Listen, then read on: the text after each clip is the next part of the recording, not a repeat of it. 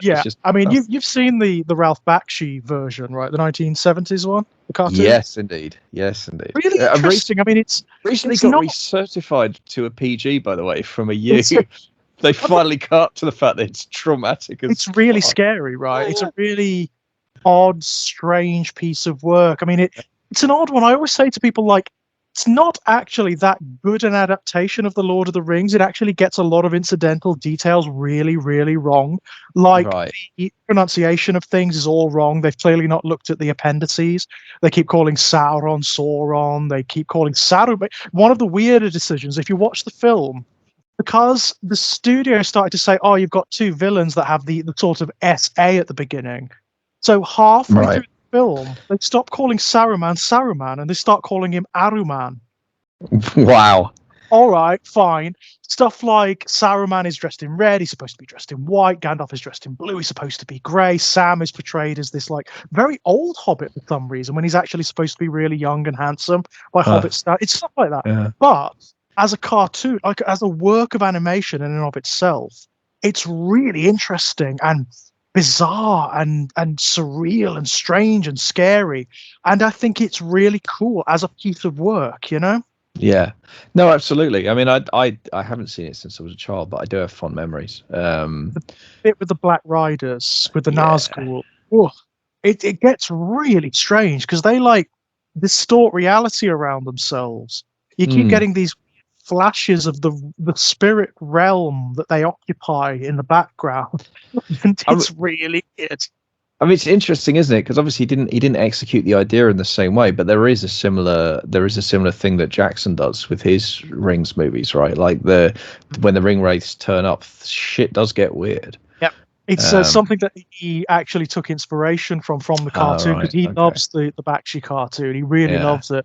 And he said one of the things he really wanted to do was almost like homage Bakshi with the Nazgul. Which is really cool. And yeah, I mean, in the film adaptations are they're stunning. I mean, like they're stone cold brilliance, aren't they? Like there's hardly like a bad moment. There's hardly there's like hardly a fly in the ointment at all. With them. No, absolutely. I mean, look, if you really wanted to quibble, I'd say I'm one of those people who thinks like, I would ban Jackson from using slow motion for a little while. And, but there's one thing for me. There is one thing, and Peter Jackson does this. He tends to put like forced tension into a lot of his films. Like he'll introduce like a too many layers of tension, trying to build it up. So there's a bit in The Return of the King where it's right before the last battle, the big battle, and all like the forces of men, the Rohirrim and Aragorn and whatnot, are all camped out, and Elrond turns up, and he says, "Arwen is dying," and I'm like, "What? That doesn't make any sense." Now, if it said like Galadriel is dying or he was dying, that would make sense because their power is tied to the One Ring. Because they wear the rings of power, right? It would make sense. Arwen doesn't make a lick of fucking sense. The only reason that's in there is to introduce a little bit of tension and to bring Arwen into the third film a little bit, Right. And I'm like, I kind of get it. I kind of get why he did it, but at the same time, I'm sort of like, bullshit. I'm sort of like, no, you don't need that. Let's just cut that out, Peter. You don't need that forced sort of expositionary tension going on. Yeah, but I mean, you know what? It's such a minor quibble. Everything else is so fucking good. Well, that's it. I mean, like for me, there's one too many scenes of slow motion yelling over strings that just drags and drags. But that's a taste thing. Other people love it, and they are dramatic moments. You can't really argue with that. And that's how Jackson. It's a time sensitive issue here as well, because funnily enough, Jackson he wasn't the first to do that, obviously, but he was the one who made that particular cinematic style so pervasive. Because after The Lord of the Rings, obviously, everyone was aping that cinematic style because it was so successful. Yeah. It was so successful. I mean, like, it reinvigorated fantasy and cinema. That's another thing people forget. Fantasy absolutely. Yeah, fantasy had been dead since the 1980s. And I think, you know, like in the same way that you can't blame the Beatles for the Backstreet Boys, you know, it's not Jackson's fault that a lot of the people that tried to use those tools didn't use them as well as he did, you know. Absolutely, absolutely. He is very good at that kind of cinema. I've got like, you know, sometimes he's up and down for me. Some of his films I'm a bit not so hot on, but when he hits really hard. I mean, like, I mean, you know, I adore his King Kong, and I mean it's 45 minutes too long, but I still adore it because once you get to Skull Island, I think it's just a phenomenal piece of work. Yeah, it is good, and it was great fun. So, I mean, at the cinema, that was just so good to watch at the cinema. Yeah, really spectacular stuff. And I just, you know, I mean, Kong's a kind of really, you know, it's a kind of really important story to me for whatever reason. As a kid, I really glommed on to Kong as a you know, as a story. And I think I just love, I mean, for me, Jackson's version just has, it's got so much, actually, funny enough, same as Lord of the Rings, it's got so much love and respect for the source material. Right. When he gets it right, that's it, right? That's what you see shining through. Absolutely, and I feel like, you know, there are, you know, like I said, there are steps in the Kong movie I could quibble with. I mean, I tend to start watching it a half an hour in. I tend to start watching it when the boat arrives at Skull Island, because you do not need that first half hour. You don't need it. You just don't. No, you're absolutely right. But most of that could have been told in like flashback or retrospect, or you know what? Even in exposition, you could have just had people saying on the boat, "Oh, this is why we're going to this place," and that's done. Get on with it, you know. Absolutely, yeah. It didn't need half an hour, that's for sure. But like I say, once the boat touches down, once they hit the storm, you know, it's really fantastic. And he nailed the New York side of it as well, which I think is a really important part of the story. You know, like I love how that plays out. And that one of his performance as the gorilla, right? I mean, Circus is incredible, right? Yeah. No, I mean, he's just stamped his mark on that, hasn't he? Whenever there's a CG character, you want to do it well. He just owns it. Just get Circus in, because he is like, he deserved that Oscar, 100%. you know, for Gollum. An amazing performance. I mean, like, I remember being bowled over by it, because Gollum was always going to be the hard part of the Lord of the Rings. Of course. Yeah. I mean, you know, he was always going to be CG. They were never going to be able to get around that. The days of just doing it as a puppet or as a practical effect are gone. At that point, to make it work so beautifully, and to have him like as a sincere character, and he's still amazing. I mean, you watch it now, and you know, he is still so expressive and interacts with the other actors and the environment so realistically that he does that brilliant thing where you forget you're watching an effect. Well, there's that whole thing on the extras, isn't there, where they talk about how they, like, when he was doing the initial performances, the actors at first didn't realize exactly what was going on, and they were treating it as a read through or as a blocking exercise, because they just didn't understand. Leotard, wasn't he? And his white leotard, and sort of like grabbling about the place, and very strange. And they really didn't but it took them a little while to tune into what was going on. I was like, no, this is the performance. Yeah. And you are going to hear this voice. You are going to see this. And they kind of, you know, and, you know, it's nice. I mean, you know, give them credit for kind of admitting to the situation, but also obviously they do tune in. But yeah, it's extraordinary. And I think for me, the way he handles the you know, the kind of split personality thing, that's what's so wonderful. The Smeagol Gollum double act, really good. It's really clever, wonderful. Yeah, it's really good, beautifully edited and directed to really get that dichotomy over. You know, that brilliant scene in the Two Towers when he's arguing with himself. Yeah, that's really what I think about. Gollum Smeagol there. You really see what the divide is between those two. It's utterly brilliant. And even like when he's doing the big CG effects, the monsters, he sells it so hard, because they really want you to feel these things. I mean, I remember like I was so cynical going in. I was 19 when they hit, right? And I was just in I was just coming out of my hyper Tolkien phase then, so I knew everything about these books. I was, you know, so cynical. I was like, this isn't going to be that great. I remember going in and saying to myself, look, you just pushing your expectations, you know, sure, because there are going to be things about these films you don't like inevitably, as someone who loves these books. And the bit where I just like I went back in my chair and I was like, oh god, they've done it, was the Balrog. Yeah. I was like, I've never seen anything like that. It looks real. It doesn't look like an amazing. effect. It looks like a fucking Balrog. You know, it looks like they've taken a camera and dropped it into Moria, and they're filming the fucking Balrog. That's what it looks like. Yeah.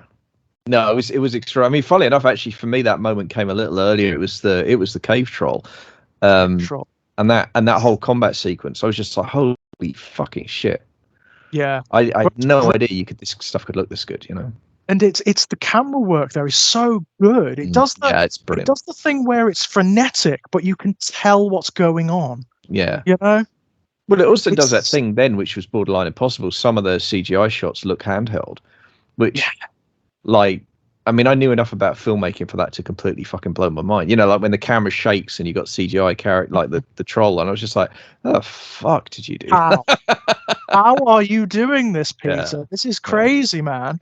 Yeah. And then you watch the making of, and you see how they did it. Yes. Like, oh okay. My God. Millions of dollars and a decade of work. Fair enough. Yeah, and also, but like not like all of these old-fashioned cinema effects as well. Stuff that was being used at like the very advent of cinema to convey scale and stuff like that. Really old-fashioned stuff, but with melded to the hyper technology. So much of the Hobbit stuff was done with forced perspective, for example, right? Which, as you say, that's old school as hell. But I love the execution.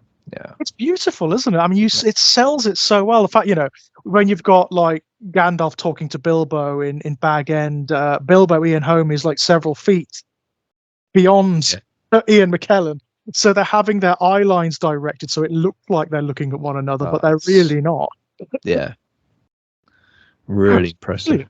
I still find those films to be like heights of technical achievement in cinema. It's very hard to top them on a technical level. Yeah, I mean, I think they pushed the envelope with what was possible at the time, right? And but the other thing is, like, I think it's a weird thing. Like, I think nothing ages quicker than CGI a lot of the time. Yeah, it's absolutely true. And I think it's interesting how the Rings movies hold up as well as they do, in part because they kind of only use the CG when they have to.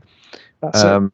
And then when they do, they go kind of balls out. I mean, there are a couple of sequences that, I think there are a couple of sequences that I remember looking amazing at the time and now look a bit ropey, I think, to me. I mean, the fleeing through Moria bit where it goes CGI on the bridge, and it looks a little bit Commodore 64 for a minute, but as you say, then you get the Balrog or Gollum, and you're just like, well, fuck me, that looks incredible. It's really fascinating when you compare these films to the films that came later, like the Hobbit films. Now, there are things I really like about the Hobbit films, but boy, there are things I fucking hate.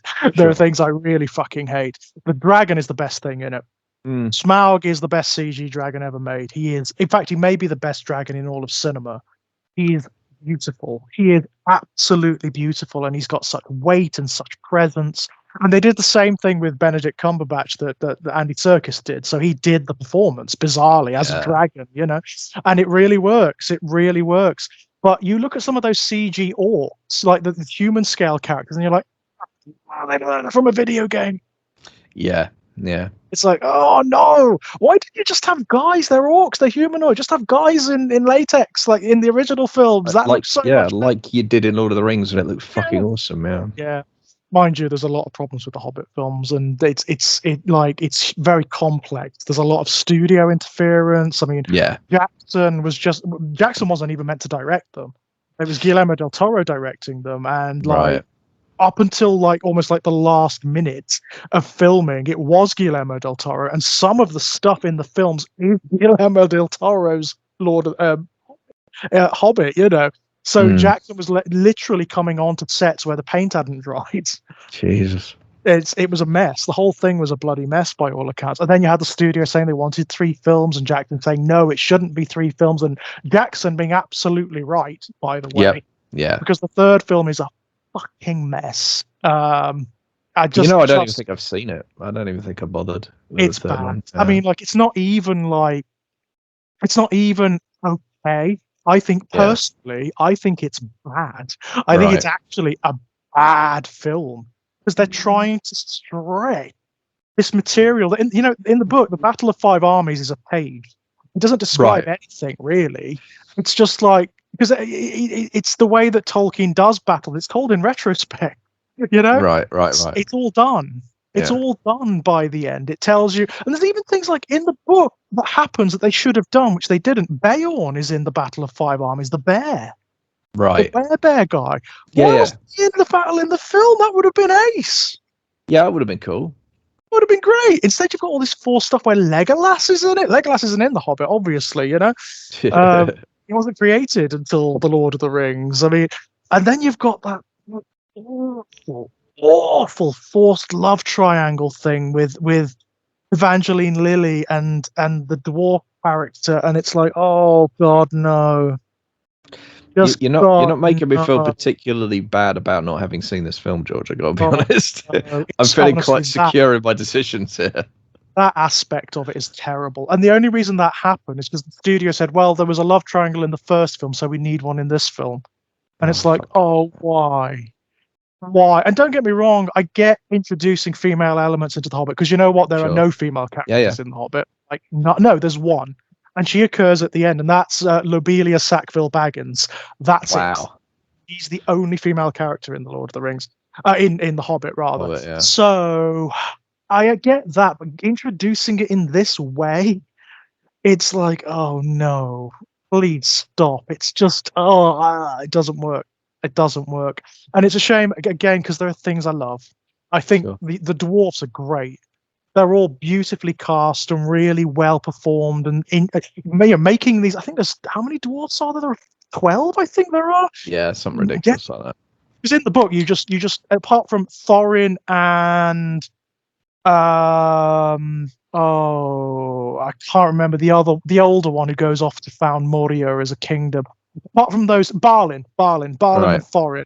Those two are characterized. The others are just like. They're kind of interchangeable. Don't they all have names that rhyme, don't they? Even they do. Like, it's a pretty ridiculous. Owen, Glowin, Ori and Nori, and Bomber, and so on. So it is almost like, forget about these guys. They're not really characters, They're not, they're not going to really do anything in them. And they don't. They actually don't. They are really not characterized in the book at all, really. But the way they give them all little unique things to do and characterize them, I think is really clever. I think it's really brilliant. And as I say, the waste of one of the most criminal things about those films is the waste of Smaug. Smaug should have been the be all and end all, but that's the worst storytelling decision to not end the second film with his death. The defeat of the dragon, but to shoehorn that in at the beginning of the third film. So it's like an afterthought. That's really weird. It's just weird shaped. Yeah. And it doesn't work either. It feels so off. It feels so off. And because it's paid short shrift, obviously they've got loads of stuff to do. They've got to establish the Battle of the Five Armies and all that gubbins and whatnot. It just kind of underlines, though, how, I think for me, it kind of underlines how fucked they were in terms of the third movie, because they just run out of book. They didn't know what to do with it. So it's like, okay, well, let's bump the, you know what I mean? Yeah, let's. And I know they did something similar with Shelob, right? But I think that worked better. I mean, Shelob in the film. I mean, Shelob is not my favorite design of the monster. There are a couple of like artworks out there that I thought could have been a better design for Shelob, but the way it's sold is fine. It works. It really does work fine. But I think Shelob's, because if I'm right, Shelob's the end of book 2, but they moved it in the movie to the beginning of the third film, right? Or have I got that wrong, right? To be 100% fair to them, though, like, there's no way they could have filmed it like it is in the book. The way Tolkien does it, which is really strange, he doesn't intercut between the two storylines. So he tells the whole story of the three runners of Legolas and Aragorn and Gimli, right up until the Battle of Helm's Deep, until the end of the Battle of Helm's Deep. And then he goes back to, like, before that, tell the story of Sam, Frodo, and Gollum in one big block as well. Right. So there's no way you could have done that in the film. No. So there's absolutely no way that would have worked, right? Yeah, but also the thing is, I feel, the Two Towers does not feel short of incident. It doesn't feel short of, and like, the way that film ends feels right. It's not, so, you don't have the same problem that you have.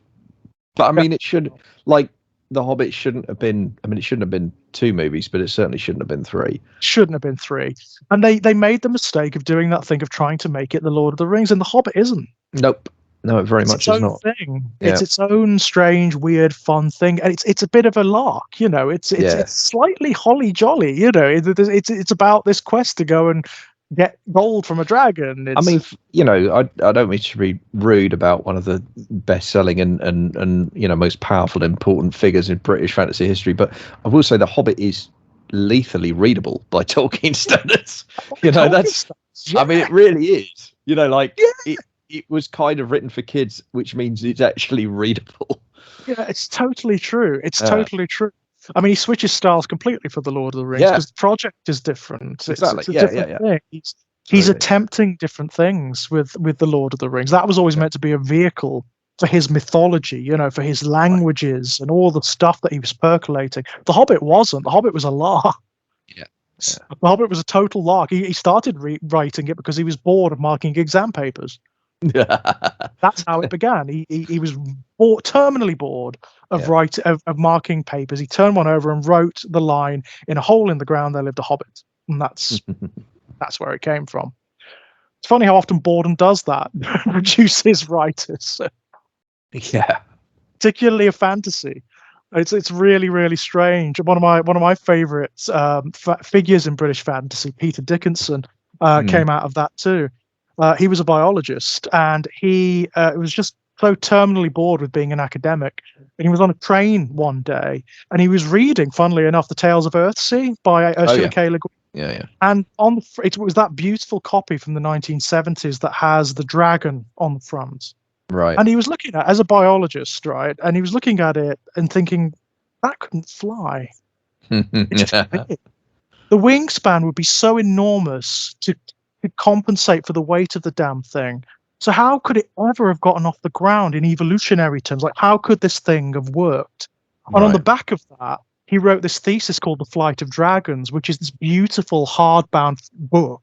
And it's a book on how, because he was obviously very well versed in evolutionary biology, how could dragons have possibly existed in evolutionary terms? And it's brilliant. It's so much fun. He comes up with the notion that how they could have flown is they act like a blimp.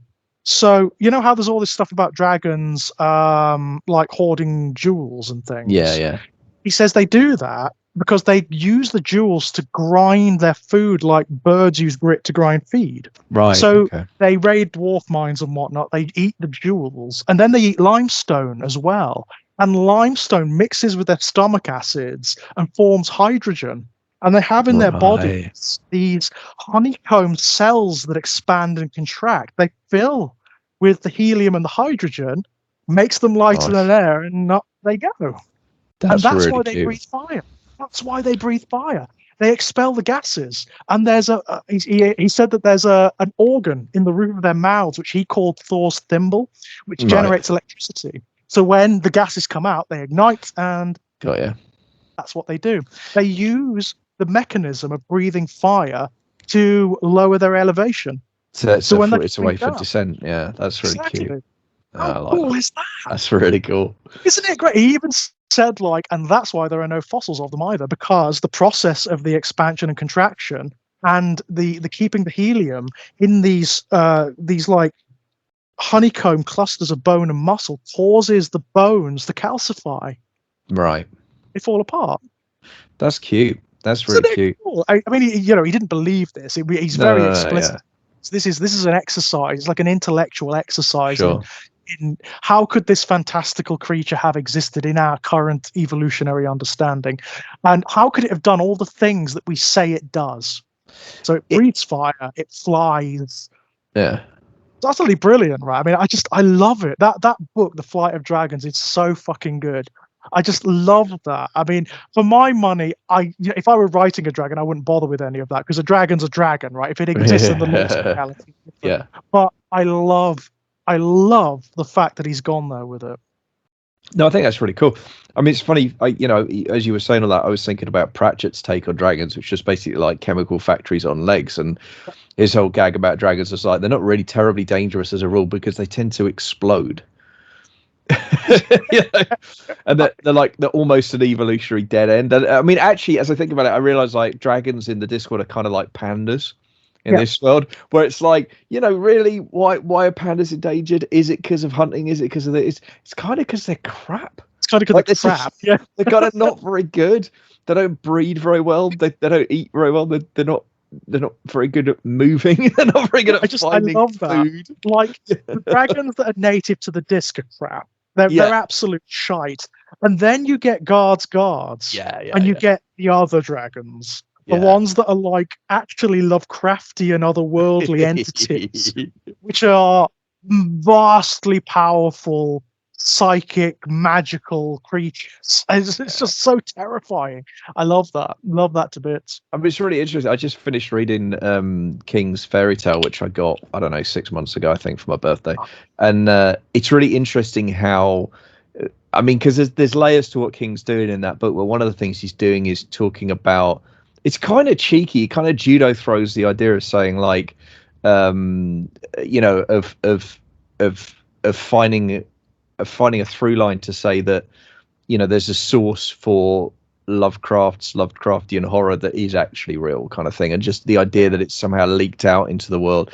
And Bradbury as well, he's got the thing about the Something Wicked This Way Comes carousel, and he's got a kind of in fiction explanation as to where Bradbury might have got the idea from, the implication being that Bradbury's been to King's version of Fairy at some point, basically, which is super cool. I love it. I mean, I love the courage of it, but I also love how, like, King, to me, it seems to me is, I mean, the last two books of his, I've read Billy Summers and Fairy Tale. I know on the surface they're very different books. It's interesting to me how both under the hood are very, very concerned with kind of story and almost like meta ideas of story. And Fairy Tale's an interesting novel because it keeps flipping between, for me, it kept flipping between modes of real and unreal. You know, it had that usual King thing of really grounded characters. But then it put the character in an unreal situation, and an unreal situation that the character knew was unreal or felt able to comment on as unreal, which is not something he does as often. No, that's fascinating, actually. Yeah, it's an interesting piece of work. But the other thing it made me realize as I was reading through it was just how, and again, it's just the connections, isn't it? But how much Pratchett leaned on Lovecraft for his kind of dungeon dimension stuff and all that. Like, and it's really cool. Like, I love how I just love how there's all the, I love the ripples of Lovecraft. You know what I mean? I love how it's just kind of different bits of it have struck different people in slightly different ways, but it's become this thing. I mean, it's just really fun in Fairy Tale because King has the character, has been was a teenage horror fan, and, you know, read all this kind of, had this sort of pre-teen relationship with this girl, and they, you know, she was a massive horror fan. She got him reading Lovecraft. So he keeps dropping in these Lovecraftian descriptions of stuff, but it's so funny because it's so self-aware. You know, the kid's like, oh, I guess that really is Eldritch. Okay, Eldritch, that's the word. That's the word. It's always going to come up. Yeah. And there's a lot of that, and it's really fun. Like, he's really playing with the language, but he's also really playing with the ideas behind the language, you know, and that's in and of itself, it's very Lovecrafty. I mean, that's, you know, one of the things I think that Lovecraft did for good and ill, right? Like, sometimes for me it works, sometimes it doesn't, was that the creature was indescribable, you know? And there's always part of, like, you know, it depends. And then he goes on to describe it. And then he goes on, yeah, well, sort of describe it. It describes bits of it, right? Yeah. Enough to try and give you nightmares. And, like, sometimes it works and sometimes it doesn't. I always, because there's always a little bit of me that whenever I read anything, I mean, this is not Lovecraft, but any fiction, if I read, so, you know, that it was indescribable, I always think, like, you're a fucking writer. It's what you're meant to do, isn't it? You know, I can understand why you do it, because you're trying to get towards something that words can't convey, and I get that. Yeah. Well, that's at the same time. Well, that's it, right? And that's why sometimes it does work, because sometimes if you can successfully convey a sense of the, incomprehensible, like the outre or whatever. Yeah, and look, if it works, that will send a shiver up the spine, right? So, you know, it's worth having a go, I think. But anyway, it's so interesting though, isn't it? Because Lovecraft has been reclaimed effectively now. Lovecraft has been totally reclaimed, and You find his stuff in cartoons now. I mean, you look at Adventure Time. Adventure Time is a totally Lovecraftian cartoon. The whole metaphysics of Adventure Time is Lovecraftian. I mean, I can't remember how many years ago it was now. I saw my first Cthulhu plushie, you know. Yeah. I just thought, okay. That's it. That's the end, isn't it? Yeah, it's All done. right. It's done, right? I mean, the Warhammer universe, the Warhammer 40k universe, they're both Lovecraftian, you know. The Eldritch Gods thing is very, very, very much enforced there. Video games, I mean, fucking hell. Jesus, everything's Lovecraftian. Everything. Absolutely bloody everything in video games is Lovecraftian. And, you know, it's good. It's a lot of the time it's really, really bloody good. I mean, even I know he wouldn't like it. He'd never liked Lovecraft, but even our friend Clive, there you can see the influence. You can see the influence. It's just that Clive takes it and does something different with it. No, absolutely. But I think that, I mean, that for me, I think that kind of is the beauty of it. I think some of the core ideas and concepts are so powerful that they'll withstand that volume of retelling. But also that they're open to that level of interpretation. Yeah. And that people will take it in their own directions. I think that is, you know, that does speak to a certain underlying power to the core idea. It really does. It really does. I mean, and the funny thing is, I mean, we've discussed this before, and I've certainly discussed this with Jack and with Rowan as well, actually. But the thing about Lovecraft is that he really wants you to think that he's going for that these things that he's describing are ultimately abominable in a way that cannot be defined. But the thing is, it's clear from his writing that he doesn't find them to be that. He loves these things. These things you can tell because of the enthusiasm with which he goes at it. He loves these monsters. He absolutely is in love with them. He doesn't, like, in his heart of hearts, he doesn't genuinely think that the elder things are abominable because he loves them to bits. And you know, that's what Barker does. Barker recognizes that, and he takes that element and he's like, you know what, these aren't so bad. These are actually quite cool. It's not that bad being a monster. I mean, I think, you know, the interesting thing is that, you know, for all of the many differences the two men would have had, not that they ever occupied the same space time, but what Lovecraft and Barker did have in common is that they were / are outsiders, right? Very much so. Now, you know, with Lovecraft, it's interesting to speculate how much of it was a product of some form of undiagnosed neurodiversity. Clearly some, right? Clearly some. Yeah, whatever it was. Yeah. I don't know, but no, right, exactly. I don't feel comfortable speculating, but there was clearly something going on in that guy's brain that was not in neurotypical.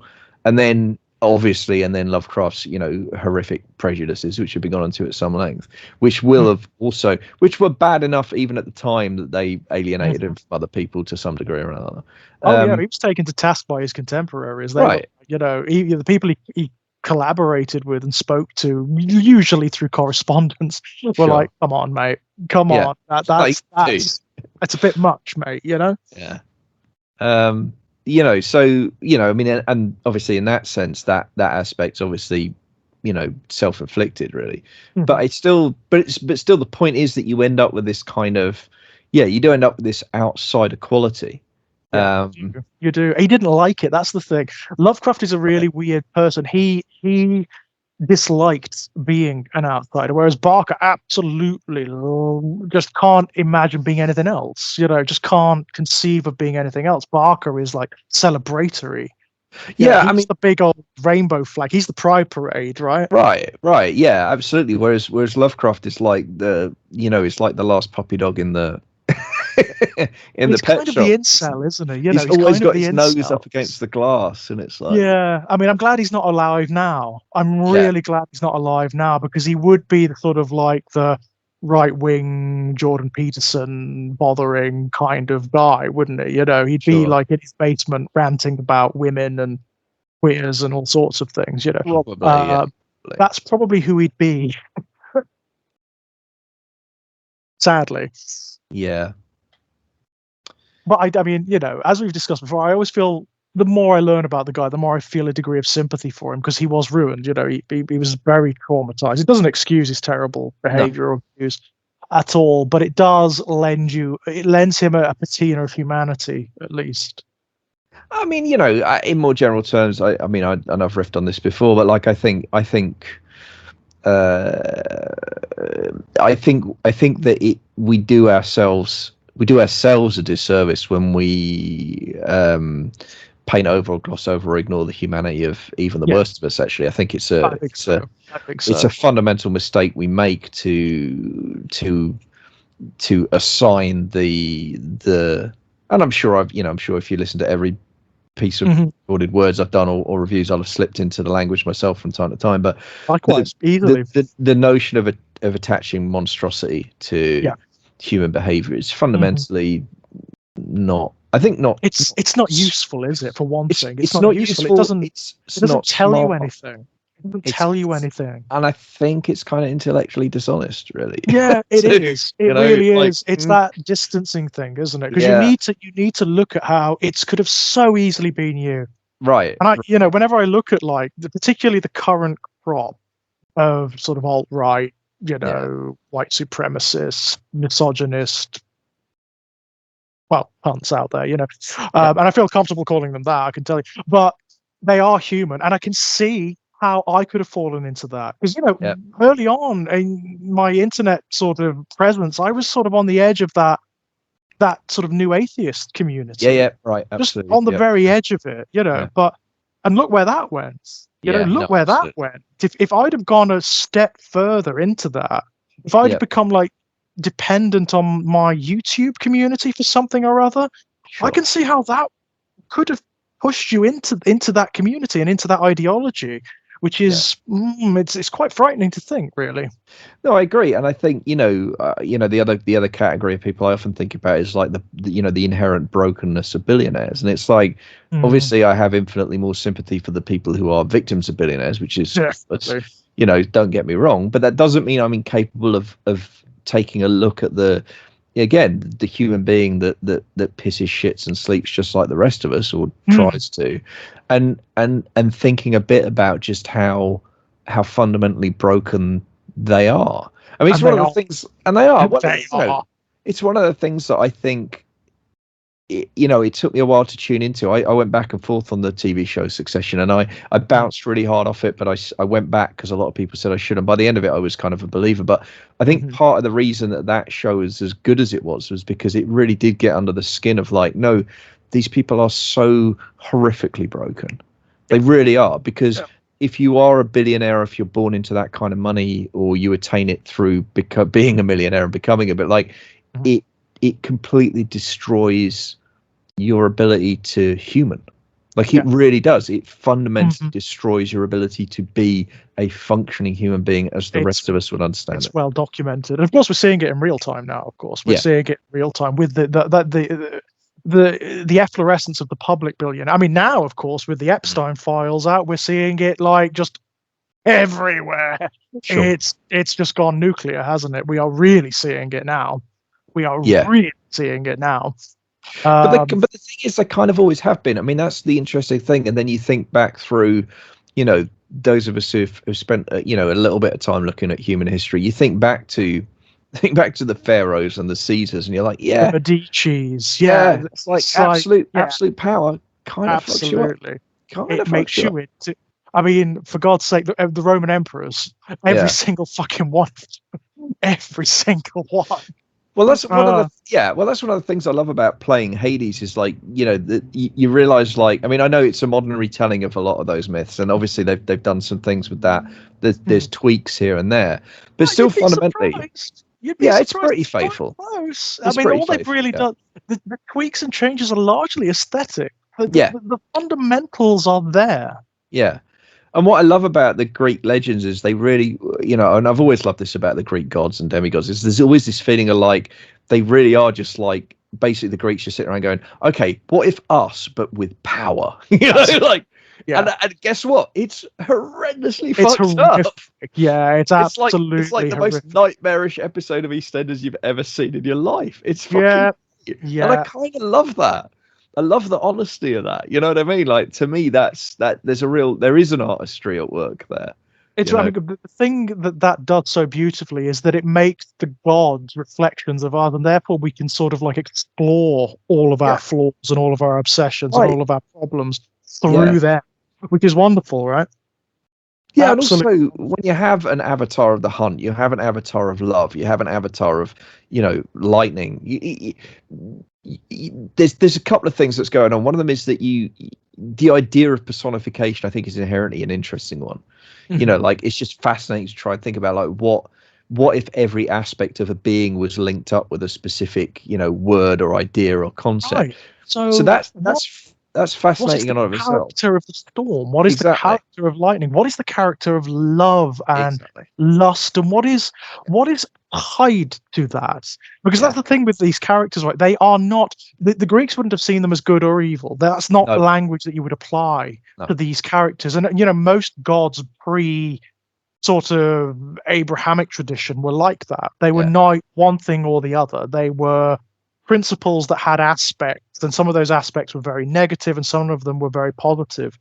I think Jack was talking about this when we did The Exorcist 3. He was talking about Pazuzu, which of course Pazuzu is like a lot of angels, demons in Christianic tradition, and certainly in like all of the Abrahamic tradition, so Judaism and Islam. They are ultimately derivatives of old gods, like really old gods from Mesopotamia and Sumeria. And Pazuzu was this really interesting god, I think, or goddess, that one of their aspects, sadly, was miscarriage. Wow. Bizarrely, that was one of their aspects. Yeah, sure. And it was very, obviously very, very negative. But you would heal to that god to prevent that. Right. And also it had other things that it did that were considered to be highly positive and desirable. That's what the Greek gods are like. Yeah, and I think it's interesting how, the two I always think of in the Greek pantheon, especially since playing through Hades as I have, is I think about, obviously Dionysus, who is, and I love how Dionysus in the Hades game is basically like a surfer dude. I just love that. He's like a surfer bro. And it's just great, and I love that. I think that's, whatever. Because actually, you can, like, Dionysus is actually darker than that, and I think there's some really interesting stuff to be done with Dionysus around the darker end of the spectrum. Actually, I think there's a lot of fun to be had with that. Well, but Dionysian gods in general. If you look into like occultism, they have some really dark aspects. Because they're also the gods of like obsession and sexual obsession and stuff like that. Well, and also artistic obsession, which I think is really how it's all tied together, and the explicit linking of mind-altering substances and art is, I think, very suggestive in the Dionysian thing. But the other one I think about is the god of war in that, and because that's Ares, because it's really like, Ares is kind of, to me, coming to that game with my sensibilities, Ares is kind of fairly, probably the nearest you get to a kind of Satan figure, right? Because war to me is like this inherently abhorrent condition. Yes, totally. But weighed against, Poseidon, god of the ocean, drown people all the damn time, right? Yeah. Completely capricious. He's as capricious as the ocean is. But what's challenging about Ares within the text of the game, and I guess, within the pantheon as well to a degree, it's like Ares is there and says, yes, but it's not, Ares doesn't choose to be the god of war. Ares is the god of war. Like, he just is. It's a personification of something that exists. And then again, what's nice about that is it forces you, and this is what I was getting to earlier about the personification stuff. It's fun on its own terms. It's also fun because of what it forces you to reflect upon, because they are ultimately all clearly sourced from human imagination and human minds and human creativity. So why do we feel the need to tell these stories about ourselves? Why, for example, do we need to tell ourselves that war is such an elemental state that it has its own god, that it's a natural, in some sense, a natural state? Yes, so it is. Like I said, if you compare it to Poseidon, obviously Poseidon is the god of the ocean, also the god of storms and things like that over the ocean. But that, the fact that they both exist in the same place and as equals suggests that war is an equivalent phenomenon. Right, but that's fascinating, isn't it? Because war, of course, is a completely human endeavor. Mm-hmm. And outside of, I mean, human and maybe the odd chimpanzee will do their version of war, where Mm-hmm. like two tribes of chimps might go at it, and one tribe might survive and wipe out the youth of the other. I mean, it's not completely unknown in the animal kingdom, but it's very No, rare, not at all. and almost exclusively in other primates, which of course, Yeah. that's not Yeah. really, it's not really the get out of jail free card you might hope for, because it's like, It's not. well, that's still us though, isn't it? Like Mm-hmm. 97 or Mm-hmm. 98%. Pretty much um ours. Yeah. but it's just interesting that, to me, that like that we would, that in the Greek pantheon you would place a god of the sea, which makes perfect Mm-hmm. sense, as this powerful, Totally. elemental, uncontrollable source of food and also murder, right? Like, Mm-hmm. yeah, absolutely, let's light a candle and pray for fish. But then just say, oh yeah, and then there's war, and that's just Mm-hmm. also, like, it's an element, like it's the weather, Yeah. you know and it's not, it's a human made, like, it requires huge amounts actually of human effort and endeavor. Absolutely, yeah. And then, of course, you have others that are very similar. You have Hephaestus, obviously, the god of the forge, entirely reliant upon humanity. Right, You have yeah, Athena, whose principles are intelligence and creativity and civilization and wisdom, again, almost exclusive to humanity. I mean, Athena and Dionysus sometimes feel like two sides of the same coin, don't they? Very much so. And there's also a kind of very interesting kind of chaos order dichotomy between the two. The big one in the Greek pantheon, certainly the one that filters down through like occultic tradition, is Apollo and Dionysus. Because of course Apollo is order, absolute order, and to a certain degree oppression as well. He's law effectively, whereas Dionysus is kind of chaos. Right. Dionysus is the flesh and the desire and the whim. And again, don't you love that, the notion that law itself has a god?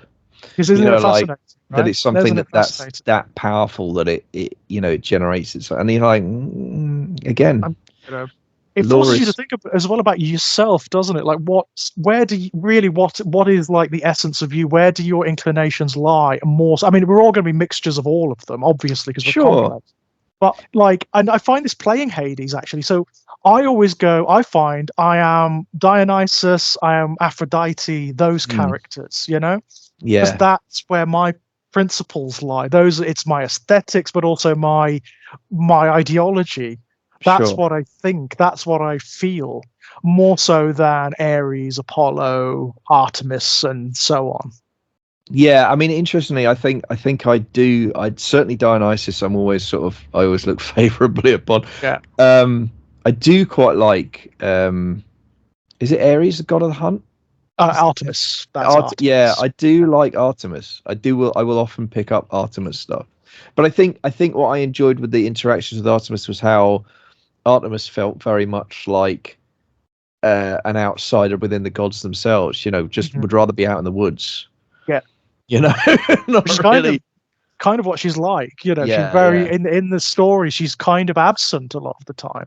Yeah. Because she's abroad. She's not on Mount Olympus. She's in the woods. She's of that realm. That's what she does. She's a very old sort of like Celtic style of god in that regard. And the hunt's an interesting one, because the hunt is something where you can look at it and say, well, okay, that is certainly, the hunt is something that is a facet of, many groups of mammals way beyond, the chimpanzee, right? Like, you can look at the hunt as being, there is an element of nature that encompasses. Oh, absolutely. She's also the god of the moon and the cycles of the moon. She's Diana, that's in Roman, she'd be Diana. She's also therefore linked to certain aspects of women. She's like the menstrual cycle and whatnot. She's a really interesting goddess. Yeah. And in that she has overlap with Aphrodite and Dionysus. Yeah, sure. That's the other interesting thing, where the gods overlap in terms of their aspects, Yeah, and you always get the sense of like, I mean, it's just not, but you always get the sense that there's like, they're patrolling each other's borders quite, what I mean? Like, there's this kind of sense of like pushing against each other's boundaries here and there, and each other's borders are like, well, is that you or is that me? Is that me? I don't know, yeah, absolutely. Absolutely. It's kind of where you get the game coming from, the competition for the dominance over humanity, right? Yeah. But yeah, anyway, fascinating stuff. Yeah, I love all that stuff. I really, well, mythology of any kind, I'm in. I'm totally, totally in. Well, and Which, talking of mythologies, and talking yeah, of as we come to the subject of tonight's show, which is the short story Hell's Event. Hell's Event, yeah, one of the lesser. It's certainly one of the books of blood that is not talked about as much. Yeah, as the others. Yeah. I mean, I've got to be honest, this one was a bit of a relief to me to come to. So I read this for the first time yesterday. I read it again today, shortly before we sat down to record. And the reason it was a relief was because it's quite nice to finally read a story in the Books of Blood that doesn't feel like it's kind of fundamentally redefined anything for me. No, this is a softer story, isn't it? And when you look at its placement in the Books of Blood, you kind of understand why. It's sandwiched in between Dread, which is the first story of one of the volumes, and the Jacqueline S. Her Will and Testament. And believe me, when we get to that, that's a big one. Sure.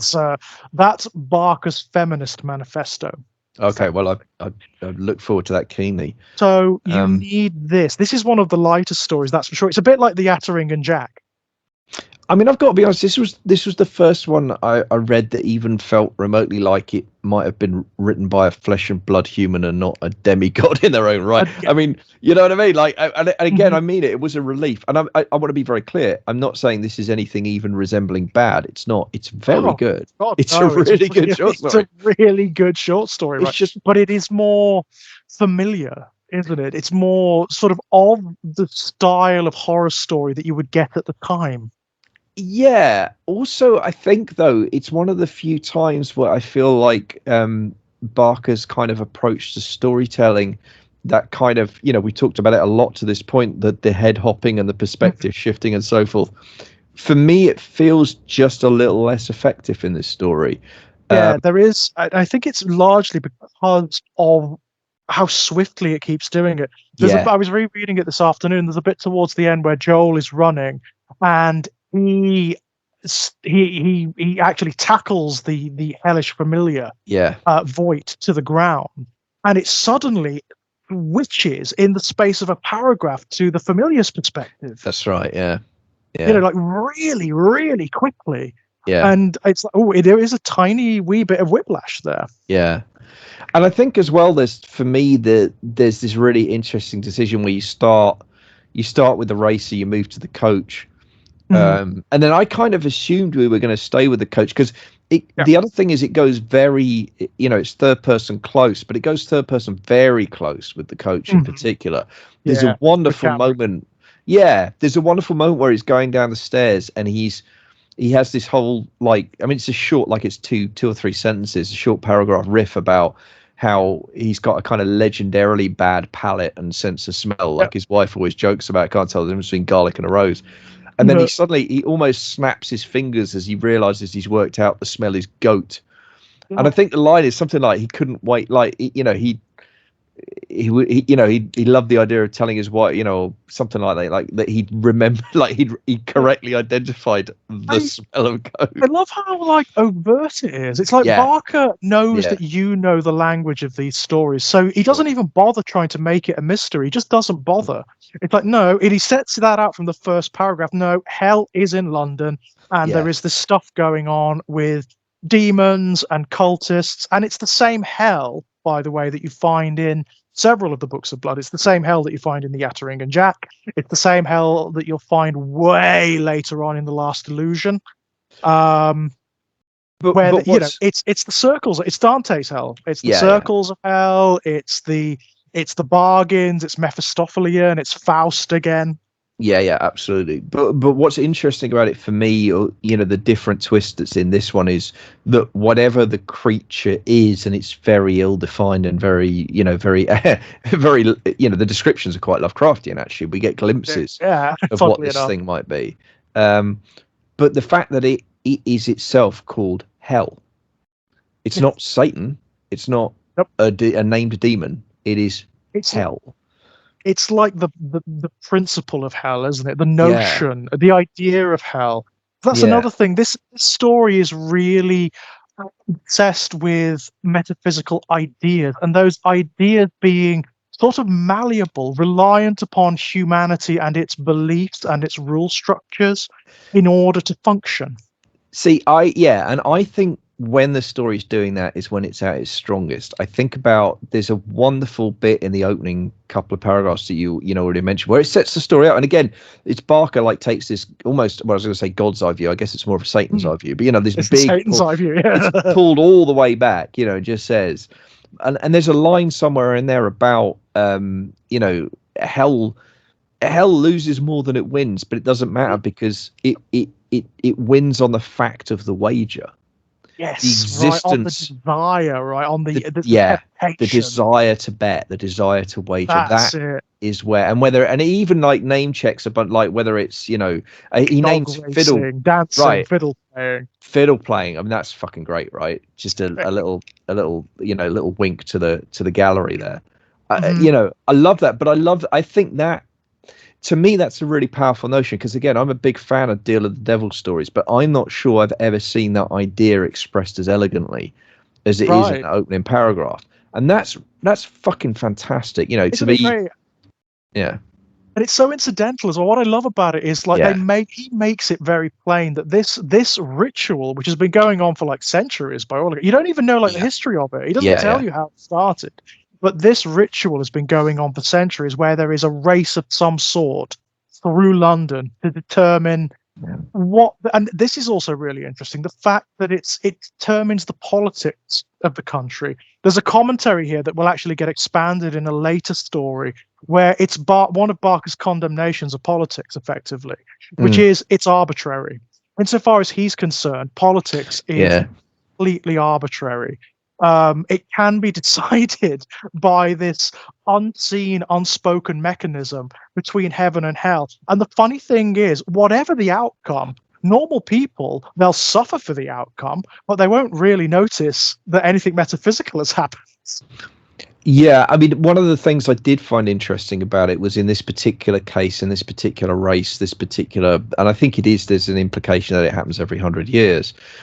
It's the choices between democracy and totalitarianism, and fascism. And that's kind of interesting because elsewhere I think Barker has been and I think quite rightly is scathing about the limitations and dangers of parliamentary democracy. Again, we've got to remember the circumstances under which these stories were written.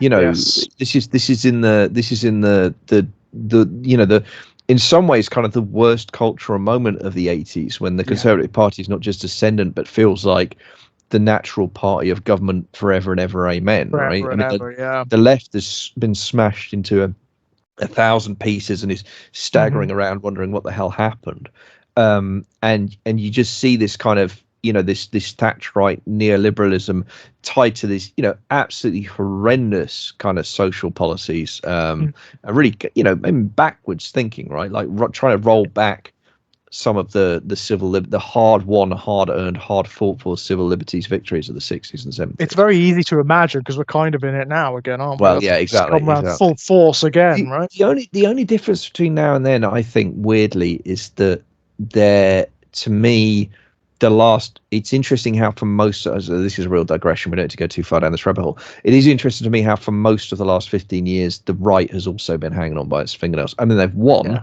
they've been in power, but actually when you look at the margins by which they've been in power, it's been really fucking small. That's right. It's because the ultimate truth is, and I think this is something, funnily enough, Barker is getting that in this, it's that the ideologies, like the prescribed ideologies of politics that we assume have failed, all of them have failed. Doesn't matter what they are, and they are almost doomed to failure. They're arbitrary, right? This is literally a coin toss. Oh, are we going to do fascism this 100 years, or are we going to do democracy? Who gives a shit, right? Does it matter? Really? No. It'll switch again and again and again. And it does say something, like in a very subtextual way, about the dynamic of heaven and hell, doesn't it? You know, Yeah, and is heaven that was necessarily better if it allows for this bullshit? Where is heaven in this story, by the way? well, that's what Powerfully fascinates me. Yeah, absent, right? yeah, that's what really fascinated me because the clear implication is it's a race between heaven and hell, and yet, I mean, there is one of the runners is overtly Christian, right? But Hmm. they fall quite early, so they're not They much do. use. And the outcome where it's like, it's a joke, isn't it? It's a punchline. The one who wins That is was the actually worst of them all. no, that was actually my favorite moment in the story because there's a moment I think in like page 5 or 6 where Joel, who's one of our Yeah, the point of view racer character, describes that character yeah, as in this race he's the tortoise, yeah. and I He's like, he doesn't even fucking love regard that. him, right? He doesn't regard him, does he? He's like, no threat whatsoever Well, to anyone. he sees him, but this is the point. He sees him dropping back once the race has started, and he says he's the tortoise in this race. And the Yeah. irony is that at that point, Barker has actually told us that Told us guy it's is gonna gonna win happen. He's because it's the told tortoise us. with the hair. And Yeah, of course it is. and like everyone else reading the story, I fucking laughed, but I didn't think about it. And then when I got to the end, when I got to the punchline, and I saw that guy cross the finish line, I was like, "You fucking genius! That is Yeah. so." Because it is a But joke. That it is a punchline. killed It's me. fucking You know, brilliant. when everyone else is like receding away because Hell is kind of angry and the stuff happening, Yeah, and yeah, he yeah. doesn't notice because he's so happy that he's won. He You know, doesn't notice. here's what's interesting. The reason he wins at all is because he's literally myopic. Yeah, He doesn't yeah, look behind him. He's got tunnel vision. He can barely see. He can barely see in front of him, let alone behind him. He doesn't even think to look behind him. He right. is the tortoise of the story. And that is I mean, what does that say? How do you beat hell? By having not enough sense of vision Well, to comprehend. yeah, by being ignorant of it, right? By not Exactly. knowing about it. Like, That's what makes it. That's what insulates him, isn't it? It's the fact that he's not involved in this yep, story, yep. really. And that's what makes for a saint. That's how heaven is preserved for another 100 years. Mhm. Like, what the fuck? What the hell? Yeah, I mean, it's a funny one, isn't it? It is. There is a real sense of humor in this, even when he's describing things that are obviously quite bizarre and strange, like the transformation of the familiars and whatnot. Yeah. They then go on to act in these really funny, almost like human ways. Like the one that's supposed to be winning the race actually ends up fighting with Joel, and it's too involved to realize that it's fucking up Hell's entire plan. I mean, it literally bites his face off, which is a It wonderful does. moment. It's really like, and it's great Really too, because nasty. because like the story kind of, I mean, most of it is kind of these, is more in these metaphysics, but that is one of those moments where Barker's like, oh yeah, you're still reading a fucking Clive Barker Yeah, story. by the I'm way, gonna this is one literally, of the books of blood, so there yeah, is going to be something, you know? someone's getting their face eaten, and Mm. it's a brilliantly described moment as well. In fact, what I love is when the familiar realizes he's lost, and he completely reverts to his familiar form, which again, Yeah, that is not described in any deal, and he literally spits the guy's face out because yeah. it doesn't taste for it. Like, it Doesn't doesn't even even enjoy like it. the taste. Doesn't even enjoy it. It's It's, just angry. It's just annoyed. it makes it makes me think of nothing more than that moment where, like, when I was a kid and you'd have chewing gum and then you forget about it, and you'd suddenly be like, half an hour later, you'd be like, what the fuck is this What is in my this? mouth? Yeah. What am I In fact, like doing? Powers of Hell, again, it's really consistent in the books of blood. The powers of Hell are really powerfully human. Right. The way they like in the closing chapters when you get Gregory, the Satanist parliamentarian, Yeah. uh, Yeah. trying to avoid getting his comeuppance, Oh, and it's Hell great. is sort of like playing with him. It's sort of like it wasn't your fault. It could have happened to anyone. Um, just turn around and we'll talk about it. Yeah. Look at me. Yeah. There's a I love soft that as well as a respect. conceit. The notion that, again, it does relate back to that metaphysics we were talking about. You have to acknowledge hell Yeah. for it to have power over you. Yeah, you have to see it, you have to comprehend it. Don't look back. And it's great as well because it's a Yes. classic horror movie Oh, trope. it's mythology, isn't it? Yeah, That's Orpheus and Eurydice. It's Lot's wife. yeah. It's Lot and his wives. Well, I It's mean, yeah, which the story itself references, right? I mean, of which is, course. I mean, one of the interesting things about that particular aspect of the story that I really enjoyed is how Barker does kind of pull a fake out on you because he describes the coach looking back. He name checks Lot in the moment. You think, oh, well, you're fucked then, but he doesn't. He gets away, doesn't he? or you think he's got away, right? And Yeah. that's really interesting. And I love, by the way, this is a throwaway line, but the description of like the pleasure of having escaped as being so much more profound than he could possibly have imagined. Yeah. You know, the feeling of having been that close and then somehow And miraculously escaped, yeah. you know. It's I almost love like that. it's like he catches up with himself, isn't it? It's Yeah. like he realizes what he's seen, then suddenly, because his mind has comprehended it, because he's acknowledged hell, that's it. He's done. He's opened the door to it then.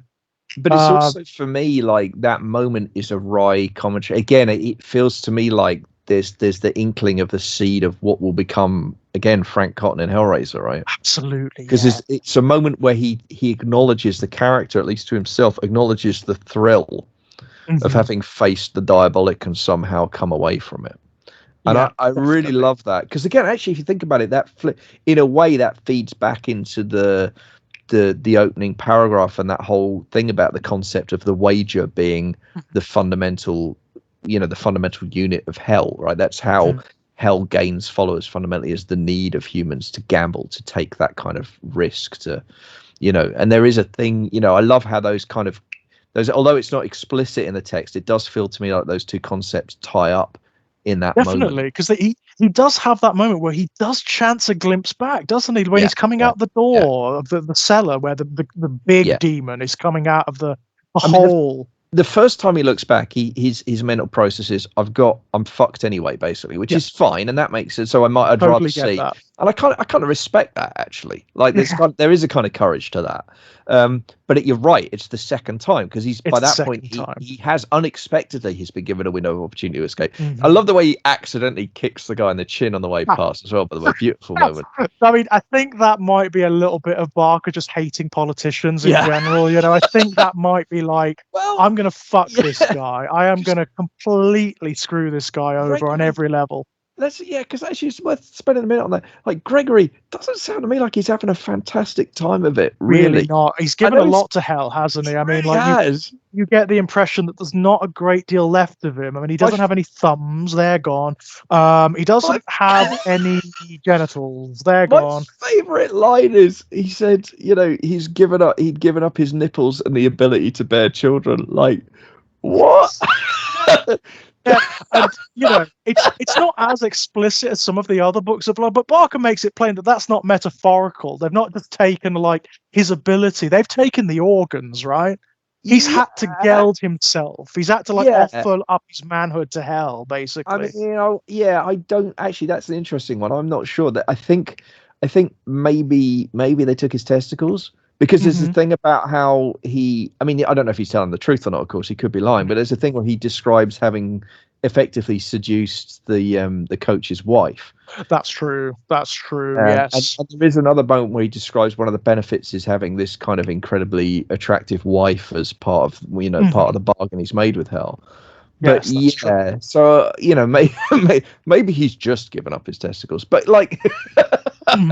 It is, I mean, that is one of Barker's commentaries on politicians, because he actually hates, I mean, like, he loathes politicians. They are like the devil to him, but without any of the poetry or any of the mythology. And he regards them as wasted human beings, you know, absolute wastes of humanity. He doesn't believe that they're connected to their flesh, to what they are, in the way that normal human beings are. So it doesn't, you know, the fact that they would use their flesh as currency in a bargain, it doesn't, obviously, and we know that's kind of true. They would, you know, if they had that chance, if they saw the opportunity to gain like actual power over other people by giving up bits of themselves or whatever, they would so do it.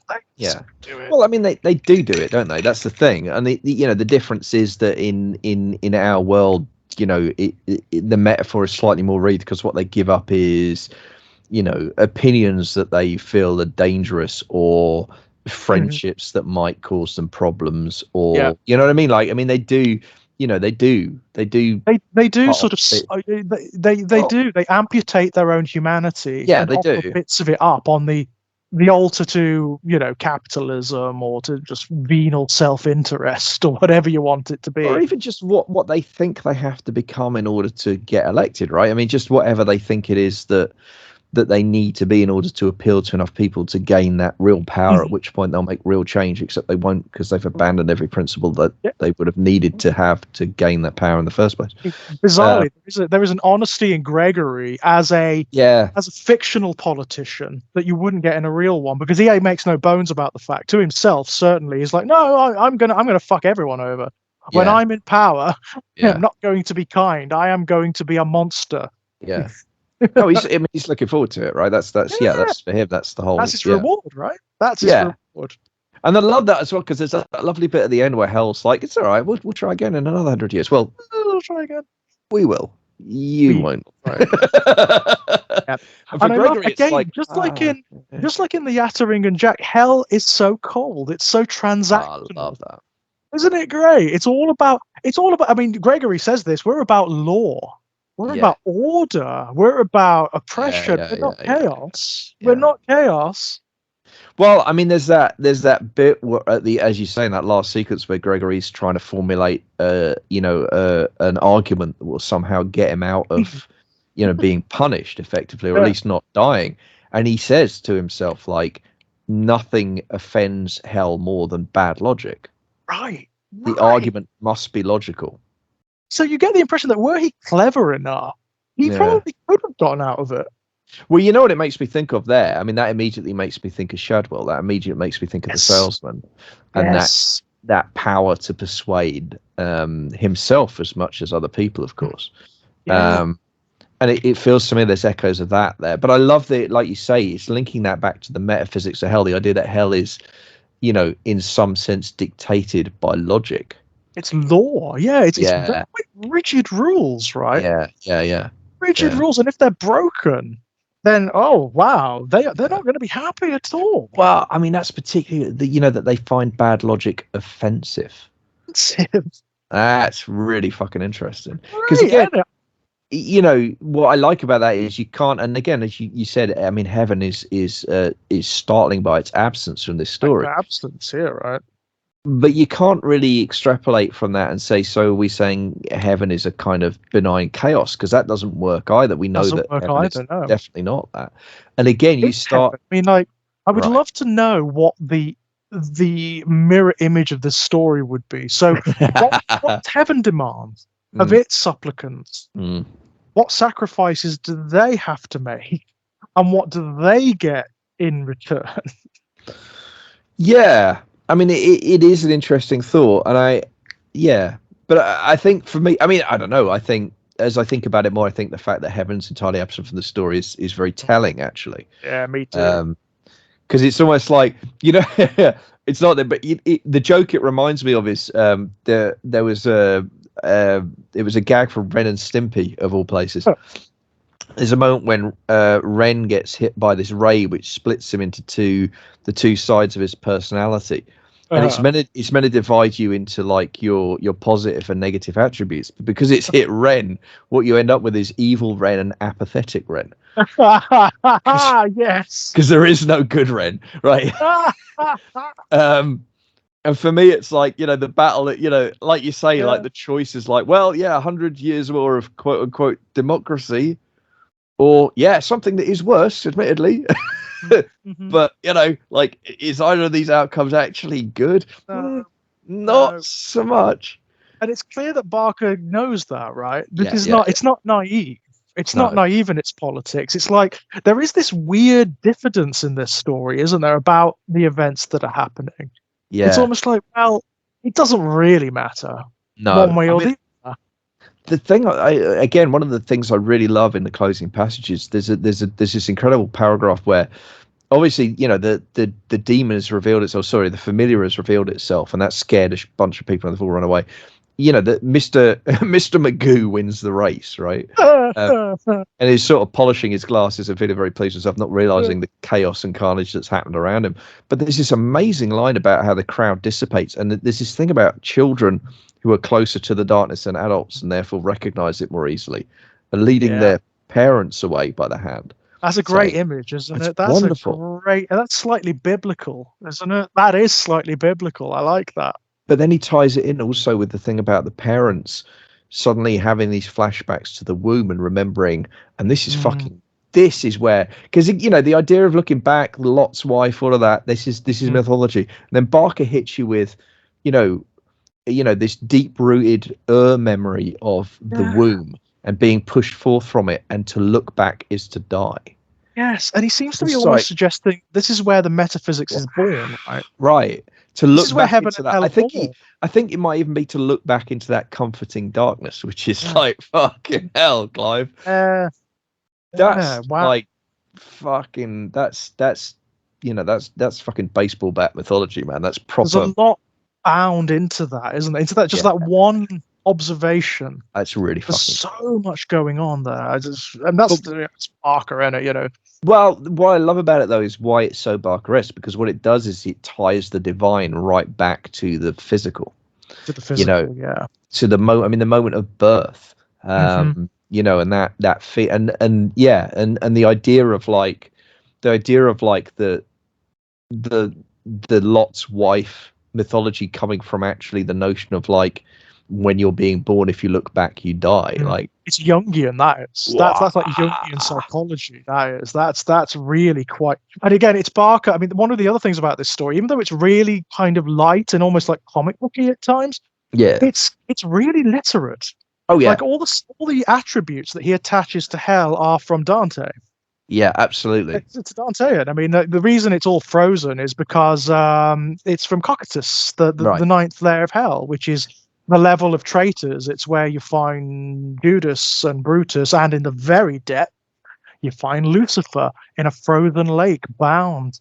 Well, that's why that's the power that's sourcing Gregory, because Gregory is himself a traitor to what he has claimed to represent. Yeah, and then you get the Jungian stuff, and it's a literate story. It's a really powerfully literate story. Literate go on. Sorry, go on. No, go on. I was going to say literate and self-aware, because it quotes Dante. Because it quotes Gregory Dante, quotes Dante. Okay, we know. And again, I love that. Because normally that shit winds me up, but when Barker does it, somehow I feel like it just fucking works. Yeah.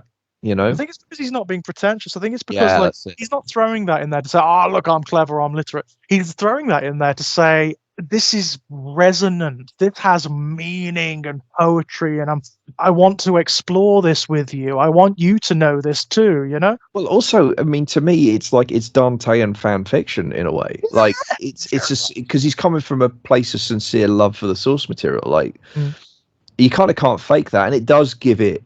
For me, it gives it another kick. Because I tell you what else I was thinking about in that moment. There's this moment when he goes into the room, and the floor is really icy, and he sees this, and it's described 6 foot wide diameter pit, and I know that's wide enough for someone to fall down because I played a lot of D&D, and and you have to know how wide you need your pit to be to make sure that the centaur will go down there as well as the rest of the pie.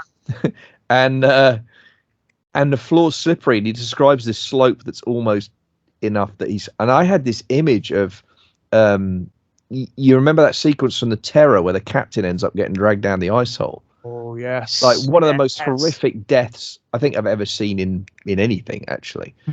Just nightmarish. I mean, bloody and hideous, but also nightmarish in the kind of mental implication of like, that's got to be about the worst fucking way to go I can imagine. Like, way to go. It's pretty damn awful, isn't it? Because there's the horror of what's happened to you, there's the pain of what's happening to you, and then there is the foreknowledge of what is about to happen to you.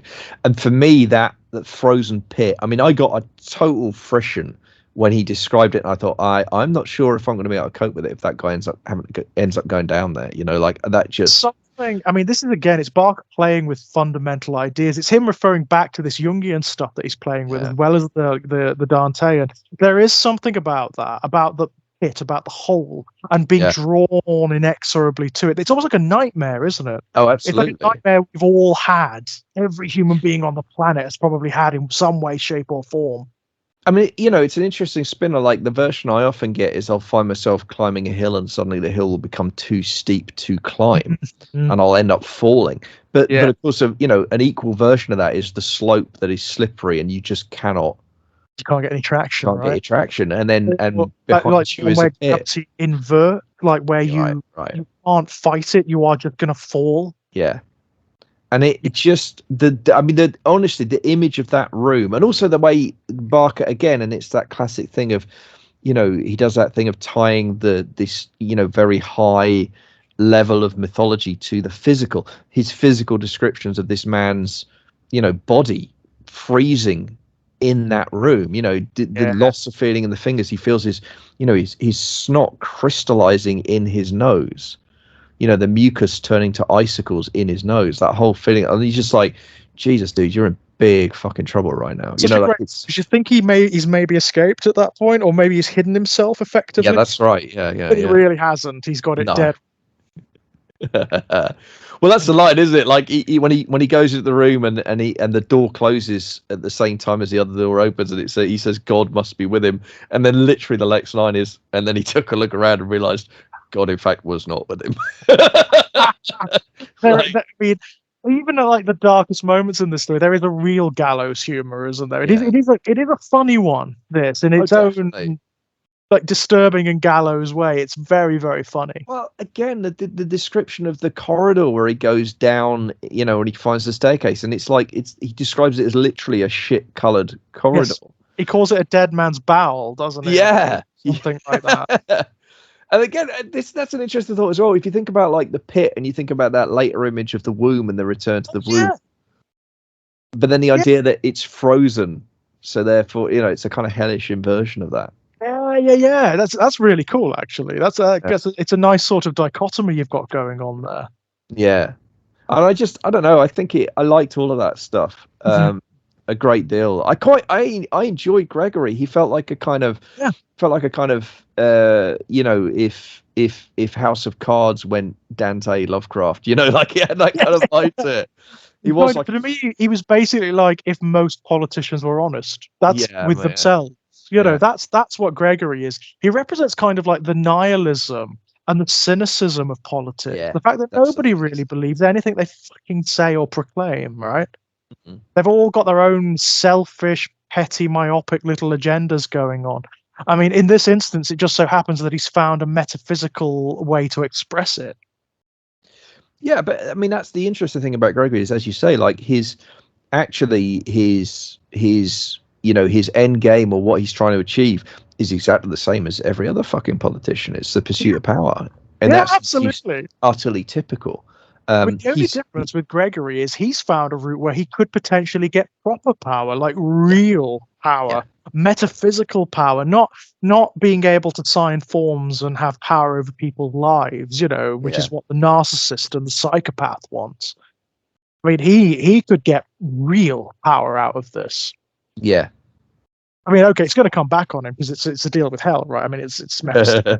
it's Faust. He's gonna be fucked in the end. But that might be a long time in coming. And one of the other things I really like about it was how it briefly describes sort of Gregory's journey into this position of servitude, and how as a child it's kind of funny, isn't it? Oh, it's really funny. Like he made these early sacrifices of I think he describes a rooster at one point, maybe. Yeah, you always get the impression that he kind of stumbled into it by accident. Yeah. He was like trying stuff that he'd seen in like occult magazines and whatnot, and then suddenly he found something that worked. It was like, but don't you love the genius of Barker realizing, like, no, what hell wants you to sacrifice are bits of yourself. Meaning. It has to be something that means something, right? Absolutely. Otherwise, what does it matter? It has to be something meaningful. Yeah. Otherwise, it's arbitrary, right? Yeah, no, I fucking love that. And again, that is ultimately, as we described, that is the politician's bargain. That's what they do. They saw off pieces of themselves, pieces of their personality, pieces of their belief, pieces of their soul, to fit a shape that is not human shaped, but is, they believe, shaped in such a way that it will create the popularity necessary for them to win the thing they want to win. I mean, it's just fucking... I suppose one of the other fundamental differences between Gregory and most politicians is I think a lot of politicians, certainly on the right, but increasingly those who proclaim to be on the left but aren't, is that he has very clear ideas of what he wants and what he's going for, what his end agenda is, and it's long term. Whereas the vast majority of them, it seems to me, are just flippity gibbets. They say whatever they feel is appropriate to say, or they even think what is appropriate to think in any given situation that most benefits them, whether it's contradictory with what they've proclaimed before or not. I mean, I think increasingly, like, one of the things that I think the last sort of 10 years has exposed is how relatively little power does actually reside in the people we nominally elect to quote unquote govern. I mean, Liz Truss was selected by a very small number of Conservative Party members rather than elected by a democratic process, but that's not an unusual thing that's happened. That's happened in our democracy many times before, that people have attained the position of prime minister without a general election. It is something that there are rules for that exist within our system, and that our system allows for. In that sense, it's not undemocratic, except in the sense that our system is fucking undemocratic, which of course it is completely. But you know what I mean? Like, within the rules of the game as established. But I think one of the things that I find fascinating about her tenure, don't get me wrong, just to be, not that I'm assuming everyone that's listened to this has listened to enough of you and me talking to know what I'm about to say. Obviously, she was batshit insane and had to be removed for the good of all of us. Well, that. Like, she was batshit insane. What she was trying to do was batshit insane, and she definitely. Well, as a measure of her batshittery, that group removed her. Yeah, there you go. But that group of narcissists and psychopaths. Removed her. But that moment really is an illustrative moment in terms of, like, saying, where does the real power in this country lie? And it doesn't lie within the parties. It doesn't lie with the obviously, because she was removed, right? She was like within a day. That was removed. Because what actually happened was Capital, with a capital C, Capital, looked and went, that's just a little too fast for us, lads. For us, we're not quite ready for that yet. Like crashing the entire economy in a matter of days. We're maybe going to stop that. That may be too vertiginous even for us. Getting a bit ahead of ourselves there. We haven't laid the never, foundations not yet. Exactly. We haven't laid all the groundwork yet. So too soon. Pull the plug. But this, I love the fact that this pervades the books of Blood. Barker's politics is here in these books, and it is at this point it's a politics of nihilism. He just doesn't believe in it. He doesn't believe in the processes. He thinks it's arbitrary. And he's kind of right, But it's a heap arbitrary on arbitrary, and then there's just the concept of this fucking race. Every 100 years, this race happens. A version of this race happens. The participants don't apparently understand what they're participating in, apart from whoever it is that Hell's put forward. One or two people kind of sort of understand, but even then you get the impression that they're not entirely cognizant of the By the way, doesn't this beg the question, how the fuck does Hell keep losing this? Because Hell knows, right? And Hell's kind of cheating in this, isn't it? Because it's not a human that's running, right? That's right. Hell's running a familiar and still can't fucking win. I don't think Hell's very good at this either.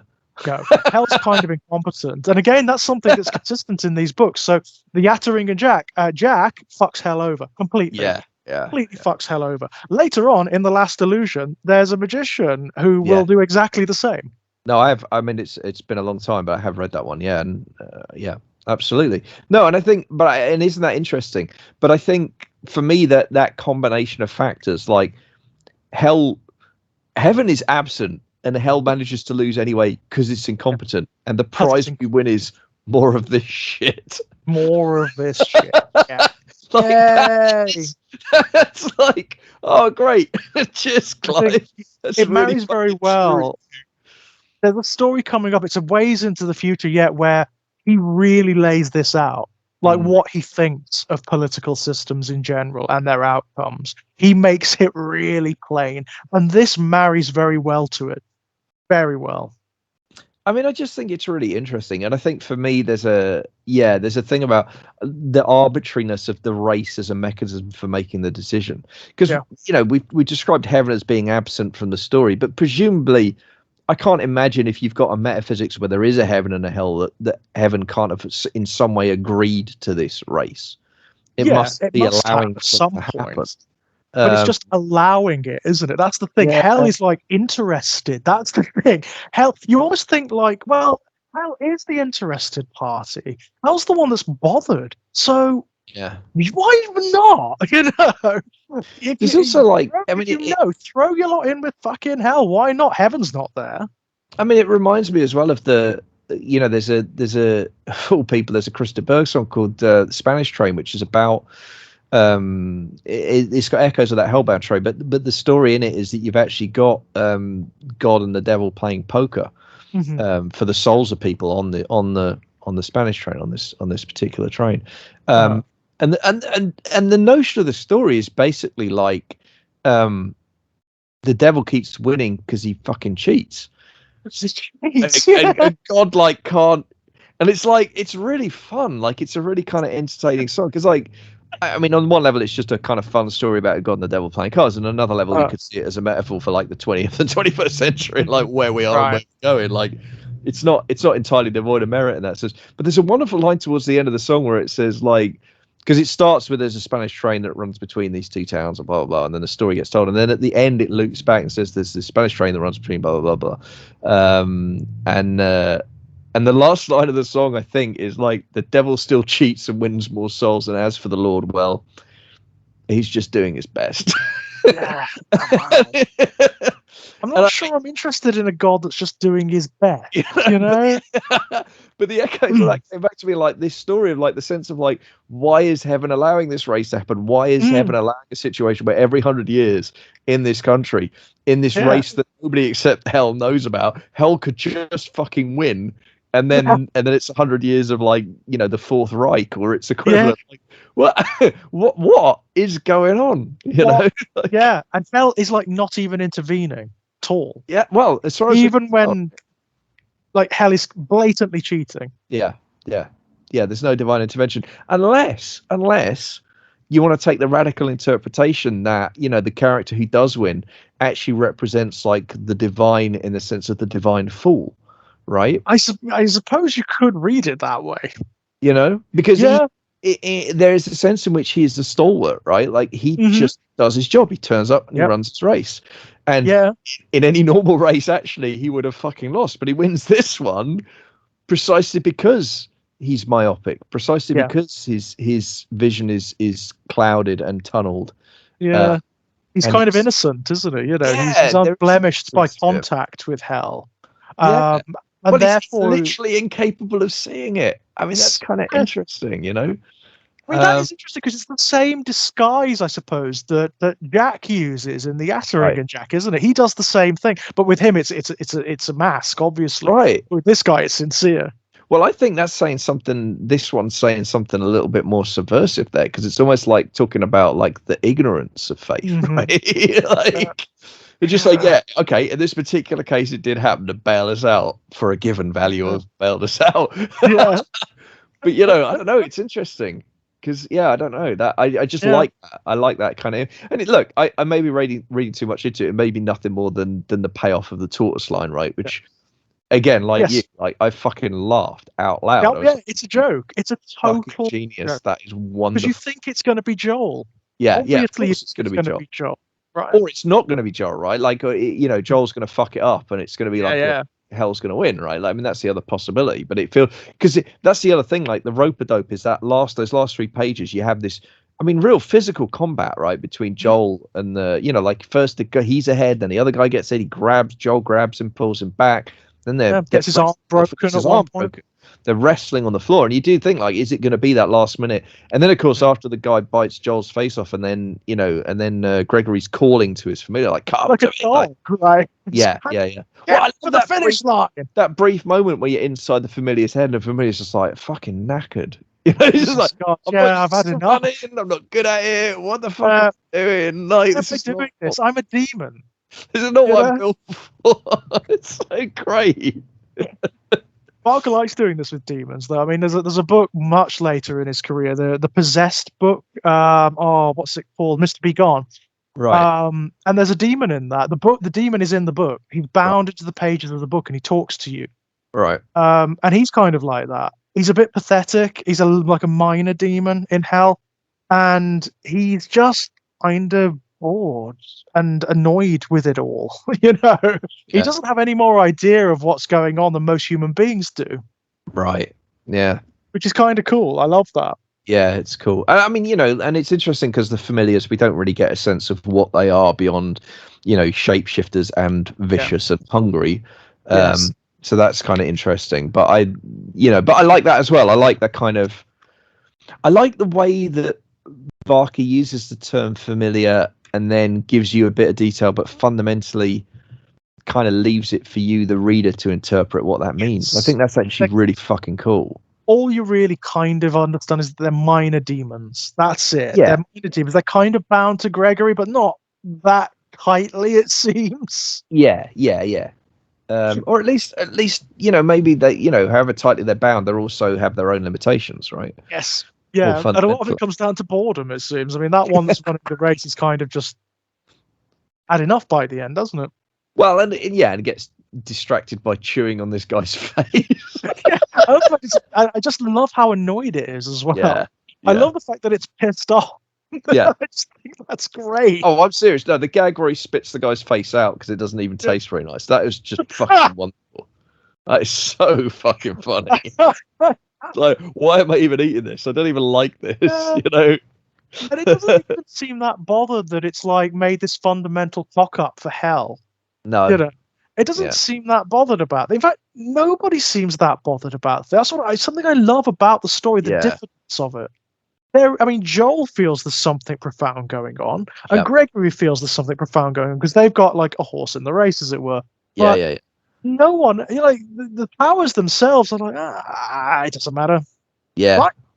Yeah, well, back in a century. We'll get it next time. God, what's a century to immortals, right? And that wonderful moment at the end as well. I mean, I do like the moment of Gregory's death. I do like the moment where, his head turns round and his body remains facing forward. That's great, and that's really cool. I love that. I really love that. And it's a nasty, sort of fleshy thing as well. The vertebrae screwed to powder. That's right. Fiber mush. His eyes blared, his ears popped, and he died, looking at that sunless, unbegotten face. That's fucking fantastic. So great. And Henry's still sort of like, I told you to look at me. Said, spit away. It's sort of like, I said, right? Yeah. I told you. No, it's really fun, and that kind of line about like the body being left behind as a mystery to those who would walk in the House of Commons, just drift through. Like, I worked that one out. What the fuck happened to Gregory? What happened there, man? Yeah. I just love it. I mean, it's a fun one, this, and it's like I said, it's a nice when you take it contextually. If you're reading these stories like in one go, it's a real breather. Yeah, a nice breather because you've just had dread. Yeah. It's a good, which is yeah. No, I agree, and as I say, I mean, it was a genuine relief to read one that felt like, it's a really good short horror story, but it actually didn't feel, unlike I think every other one to this point, as to some degree or another, I felt like the ground shifting under my feet slightly. I know exactly what you mean, and it kind of needs it, doesn't it? Funnily enough, when you take the collection as a whole, it needs that because the others are so big and so intense. Well, I kind of needed it. I mean, I don't think there is a story. I don't think there is. I mean, I think Volume 1 is just one of the most extraordinary collections of short stories that will ever exist. I think it's just every single one of those stories I have. If you listen to the previous episode, I will make a case for being like a very, very serious piece of work indeed, one way or another. Sort of like high watermarks. Just exactly. Absolutely. Yeah, absolutely. And Dread certainly felt like that as well. So yeah, for me, it's just a relief to be like, to read a story that, as I say, feels like it wasn't tablets of stone. Calm it down a bit, right? He can, when he wants to, sort of rein it in a little bit. Yeah. And just be good, Yeah. Not want to change the fucking world. Well, I just think as well, it's one of the few times when stuff that. So one of the things we talked about going through this is how Barker deploys techniques that are often, certainly in the current environment, but I think even when this collection was written, are often seen as flaws that are not flaws the way Barker does them. I think this is one of the first. Well, this is the first time in Books of Blood for me where, for me, some of those flaws have actually felt a little bit like flaws, as opposed to just. The head hopping in this one is a little bit much Yeah, because you've got exactly. so many perspectives. You've got Cameron, Yeah. you've got Joel, you've got Familiar at one point. It didn't need that. Probably didn't need that Familiar. And there's a moment where he uses a series of repetitions as well, and it's completely deliberate, but it actually doesn't quite, like, he describes it as shit colored, and then it's like the beshitted bowels of a dead man. Like, the word shit recurs in like 2 sentences, and then he does that again with a different word in the follow-up, and there's like 2 or 3 examples of that in quick succession. Now, the fact that he's done it 2 or 3 times in quick succession, it's clearly been done on purpose. You know, like, he's playing with language at that point. He's playing with the idea of repetition. And it just didn't quite land for me. So there's moments like that, and with the head on, it's like, oh, thank Christ. Yeah, this guy's not fucking perfect. That's it's a not relief. like completely platinum. Like, he's not like effervescent all the time. Well, look, here's the thing, right? Like, I'm a Stephen King fan, so I'm used to taking the rough with the smooth. You know, like, I will freely acknowledge that man does not hit every single home run he swings for. That's not why I love him. I love him because he swings as hard as he does every time. You know what the annoying thing is, though? After the Books of Blood, Barker will hit it every single fucking time for every novel he writes, right up until, like, Scarlet Gospels. Yeah, once he shifts gear to novels, he gets his eye in. Like, every single one of them's baller. Every single one of them's complete masterpiece. I mean, it's interesting, isn't it? We talked about this before. Like, the other one of Barker's work so far, the only other one of Barker's work that I feel this way about is actually Hellbound Heart, which something about that doesn't quite click with me as deeply as it does with almost everybody else I know. Like, and of course that's what was that. That was after this, wasn't it? That was after. Yeah, it was. Well, so that was his first longer work. Yeah, I think Hellbound Heart's like a transitional piece for me because it's a novella. It's a long novella, but it is a novella. And I think, I don't know the order in which they were written, but I think Cabal falls around that time as well. And for me, it's like Barker's second stride starts with Weaveworld, and then I agree. It just goes, well, I haven't read all of his novels, but everything I've read since Weaveworld so far has been like, fucking hell, you did it again. Like, so annoyingly brilliant, right? Yeah, annoyingly brilliant, exactly. Yeah. And unfortunately, they are all going to be like the Damnation Game. Just wait till you read Sacrament. Honestly, I think you're going to have like your Imagica moment, like all over again. I think you're going to read Sacrament and go, "Oh my fucking god!" Yeah, no, I'm looking forward to it. He's done something there that's so different. Yeah, so different. Yeah, but whoa. Yeah, no, I am looking forward to it. But I just think it's interesting to me that, like, you know, for me, Hellbound Heart just. It's not bad. That would be a ridiculous thing to say, but there are elements of the storytelling in there that I don't dig. I mean, there's elements that I fucking love, but there are moments in that where I feel like, prefer the film. Yeah, prefer the film. I do prefer the film to that. I love the Hellbound Heart. Don't get me wrong. I love the Hellbound Heart, but it is probably the one I've read the least of his work. There's just little shifts in his voice that don't always quite land for me. There's a moment where he shifts the voice when he has the third victim come back to the house, and something in the way he approaches that whole scene just doesn't quite land for me. It's an odd one, and yet obviously there's incredible brilliance in it. Obviously, it's conceptually brilliant, you know. And that, like, the opening sequence with the Cenobites and that's wonderful. Fabulous, right? It's just so good. The film actually does things that I think are much more interesting with the characters as well. Like, in the book, Kirsty is not Larry's daughter. So that she's just a friend who kind of liked him. And that sets up a very different dynamic. All of that weird sort of Electra complex stuff is gone. Yeah. Which is great in the film. Well, and that stuff about, I mean, the whole kind of it just turns the ick factor on Frank up to infinity, right? Yeah, right. It comes to daddy stuff. Yeah. Well, it's just kind of also like there's a kind of almost an implication in the movie that he kind of maybe like attacked her before or threatened her, or you know what I mean? There's like because he says, "You remember," It's a weird fucking moment. You remember Come to Daddy, And like, if anybody would, it'd be Frank, wouldn't it? Yeah, right. Yeah, Let's be absolutely. fucking Absolutely. Frank. Yeah.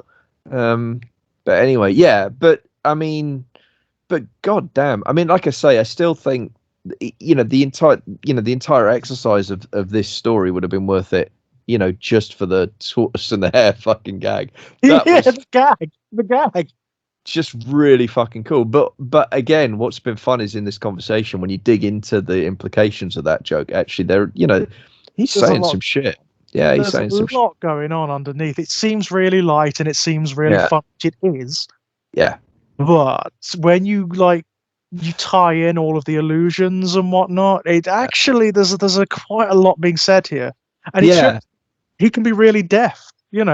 absolutely. A lot of the other stuff, the really big hitting ones, they are overt in the sense that they're big hitters, right? They're talking about weighty ideas. This one, you really don't. It kind of it's a bit more sly with what it does. And I do think it is cinematic as well. I mean, that's the other thing I think about. When I think about the issues with the head hopping that we had. I mean, I think this would have worked incredibly well as like a 30-minute screenplay. Yes, like an episode of something, like the unexpected kind of thing. Well, yeah. I was just thinking like if Tales of the Unexpected had a bit of like hair on its balls, basically, like exactly like that the Gonzo version of Tales of the Unexpected. Yeah. Absolutely. That was the kind of vibe I was getting from it. But it's so rare that you see or that I see anything that even feels remotely like a misstep in terms of prose from Barker. He's such an assured. Again, it just felt like a relief. Like, fuck, he's human. Yes, absolutely. And it doesn't detract from the fact that it's a really fucking fun story. And again, alongside the gag, the other thing, like that image of that frozen room and those frozen slopes leading down to that hole. I mean, that's going to stay with me. That's a fucking haunting image. The transformations of the familiars are really cool because they don't just transform from one thing to another. They've got like different stages and the intro stages like knives. His head just turns into knives. Like fuck the hell. Okay. It's almost like it's almost like that's almost like the T1000 before the T1000, right? The liquid metal thing. There's like what an image. It's Barker going really weird before he like gets the confidence to just let that out. Yeah. I just let it fly, which he does later, obviously. Well, and also like dig into it, right? Like I think at this point, like there's throwing the image at the reader, but then there's like when you get to the level of Weep World and Magica, he'll do that again, but he'll also dig behind the image. He'll dig deeper into it, and he'll kind of. He does it like at this point. I think because he's still a young writer. I think he's doing that thing of like, oh, not too much, not too much. He's got that in his head somewhere. But when he gets to Weave World, it's like, no, more. I mean, I think partly that. I also think like at this stage, it may be partly that the ideas are running away with him a bit as well. Like just the sheer volume of ideas, which would make sense of why he started with short stories. Absolutely, because he's a fevered guy, isn't he? You can feel it. Yeah. You can feel it at this point. His head is exploding. Because if you're feeling inundated by ideas and concepts, then short stories are your friend because you can capture a particular specific image, feeling, moment, mood, emotion that you're really like zoned in on, and then bang, you can go on to the next one, bang, and go. And these, I have no idea. These feel like they were written quickly. I get the impression they were. These, I think, because he does when he's writing his novels, he takes forever. They're long-term projects, but these, I think, were banged out really, really quickly. Yeah, it feels that way. And again, that would partly be a product of circumstance, right? That would be a product of like if you're in the circumstances at the time. Yeah, you need to get this shit out the door quick, Yeah, of course. And look, I think as well, I mean, if that is the case, then I think again that becomes a source of kind of marvel at how fucking extraordinary they are.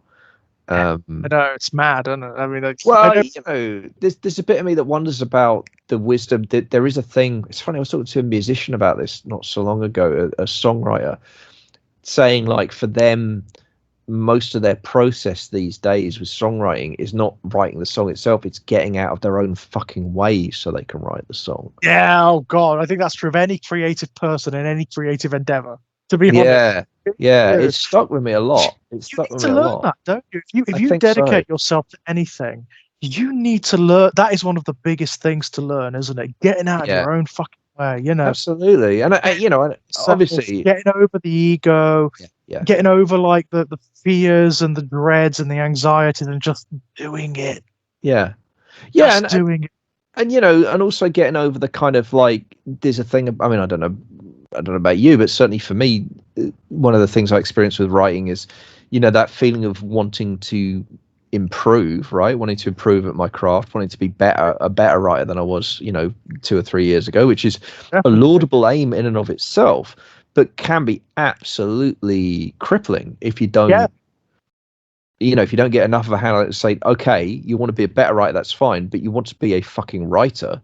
So that means you've got to get words down on the page. Otherwise, you're not actually doing it. You're just thinking about it. Got to get it down, and you've got to get it out there too. It's that perfectionism as well. That's one of the biggest things, right? Yeah, absolutely. That notion that because it's not perfect to your eyes, that it's not working, and it's like actually, often when you get these things in front of people, they're working fine. It's just that you are so close to the material that you are investing too much in it, right? And I think Barker for me feels like one of those artists that certainly in his prime was discovered the magic of getting out of his own way. And that, look, I might be completely wrong about that. Like, it may be that he's actually very tortured and his process is very fraught, but it certainly feels that way. It certainly looks that way on the page. It feels confident, doesn't it? I mean, it doesn't feel like the work of like a 30-year-old. I love the fucking swagger of this collection. I love it. It's got a real ballsiness, doesn't it? Ballsiness. Yeah. And it's like this 30-year-old queer underclass guy who's got nothing, but he's coming to fight with the big boys, right? Yeah. No, I love that. I mean, that's really coming to fight. And they're very different writers in a lot of ways, but I think that is what he does have in common with Early King. I think that's what I love. That's one of the qualities I really admire in Early King. Even when he's blind drunk and he's struggling in other ways, there is that fucking energy of just like, here I am. I've got some fucking, like, sit down. I've got a fucking story to tell you right now. Like, it is. It's a hard thing to get right as well, because that can come across as arrogant and as uncharming. It's so easy to fuck up. Yeah, it's so easy to fuck up.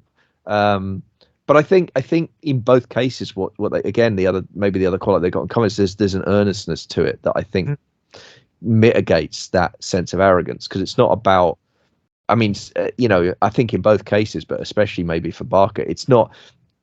There isn't a sense of arrogance in the storytelling. It's just fucking raw enthusiasm. It's not look at me. It's look at this. Look at this. Isn't this great? Isn't this amazing? Isn't this interesting? But it's not, I'm so clever. I'm so imaginative. I'm inspired. It's not sort of like the sort of postmodern celebrity culture thing. Well, and again, that's, although they express it in different ways, I know with Barker, like he's described it as feeling like a lot of the time, like the art flows through him in some way. Yeah, he's always, he says in there's a great interview on YouTube. It's quite about a decade old now, where he's talking about his painting primarily, but he does talk about the writing as well. And he says that he's always felt like, like there's a barrier in most people between their conscious and their subconscious. Yeah. He just thinks for him that it's full of holes or it doesn't exist. Right. Just bleeds through because he just sees things all the time. He just sees images and experiences things in his own head all the time. And that's what he gets down, Yeah, and Night King's version of that he describes in our writing is that thing about like his thing is like stories of fossils. And your job as a writer is to do the archaeology, is to get down there with a brush and the thing and like try and dig. But like what both ideas have got in common, though they're very different metaphors in some ways. And actually, interestingly, I think the difference in the metaphors describes the difference in the writing of those two artists to a degree. But what they have in common is in both cases, they're saying the story is coming from outside in some important way. It exists as a thing outside of them. Feel like that, doesn't it? When it's good, it does feel like that. You do feel like a medium. You feel like you're channeling something, and it is a slightly mystical experience. Yeah, Yeah, I mean, I think for me, the magic of it comes from when it's two things. It's one is when the characters start to come to life. That's always the bit where I start to feel excited, when they start to assert themselves, when they start to express things I wasn't expecting or do things I wasn't expecting. That's always a joy because that means it's starting to cook. But the other thing is, for me, is keeping I mean, and this, I don't know, this may be a difference, but for me, the other thing is keeping a laser beam eye throughout the whole process on for me, the fundamental question I'm asking, and this is, by the way, for me, this is more important the more speculative the story becomes, is answering the question, what would really happen? Yes, yeah. With these characters, with the things that you've done, and with the situation as it is, with the world changed the way it is, then what would really happen? What would this character, in this situation? Exactly. And just following, being kind of as fearless and as egoless as you can in following that thread. And it's hard, isn't it? I mean, it is a difficult thing. You need to sort of hit that very sweet spot. And it sounds like slightly, I don't know, didactic, but it seems like, speaking personally, sure, the only way to get there is to keep doing it. For me, it's just to keep going at it. No, there's no shortcut to that. No, you've got to train yourself, don't you? You've got to sort of train your mind to do it. And that's why so many writers bang on about trying to figure out a routine as well. And that's not arrogance. That's not about. It's not even really for me about work rate. It's about. I mean, the way I kind of envisage it is like you're using particular muscles in your imagination, and it's like exercise. If you do it every day, it's easier. It just is. Right. And your life circumstances, as with exercise, may not always allow you to do it every day, but the more often you can. Absolutely. And once you get into those rituals as well, they become part of it all, don't they? They become part of the magic. And I love that. I think that's really cool. I mean, I think when it works well, they become part of the necessary process of getting out of your own way, right? Yeah, totally. Whatever. Totally. Yeah. But no, this was a nice break, to be honest. I'm really glad we did this one because it's been a bit of a heavy season. There's been a lot of shit going on. And so this one, I don't know, it's a kind of relief. It's nice to talk about. Yeah, no, absolutely. I'm glad we got to it. And I mean, it's been fun. I'm excited for I remain, my enthusiasm for the project as a whole remains completely, up to 11. The next one in line is a big one. Sure. Yeah, it's a big one. This is like Barker nailing his feminism to the wall. Yeah, I'm really looking forward to this. Jacqueline S is the prototype of every woman he's going to write from now on. Cool. She's really important. She's Immaculata. She's her Susanna. She's everyone. She's Judith. She's all of these characters, like the prototype, like the ancestor of them. So yeah, it's a big one. Really good as well. This is one of the ones that when I read it, it blew my mind wide open. Cool. Well, I look forward to that then. That sounds awesome. It's a really good. And it's nasty. It's a nasty one. This, but I'm all right with nasty. That's okay. Well, you'll like this one. All right. Well, Chet, before we go, anything to pimp out? That's a good question. Do I have anything to pimp out right now? Yeah, I mean, I guess the usual suspects, right? Like if you've enjoyed hearing, me talk about works that I enjoy, then maybe check out the My Life in Horror book series, My Life in Horrors Volume 1 and 2, which are available wherever books are sold. The ebooks are Amazon exclusives, but the paperbacks you can pick up anywhere. Collection of essays, mainly focusing on childhood and teenager influences, mainly focused on, but not exclusively on horror and the horror genre. Check either or both of those out.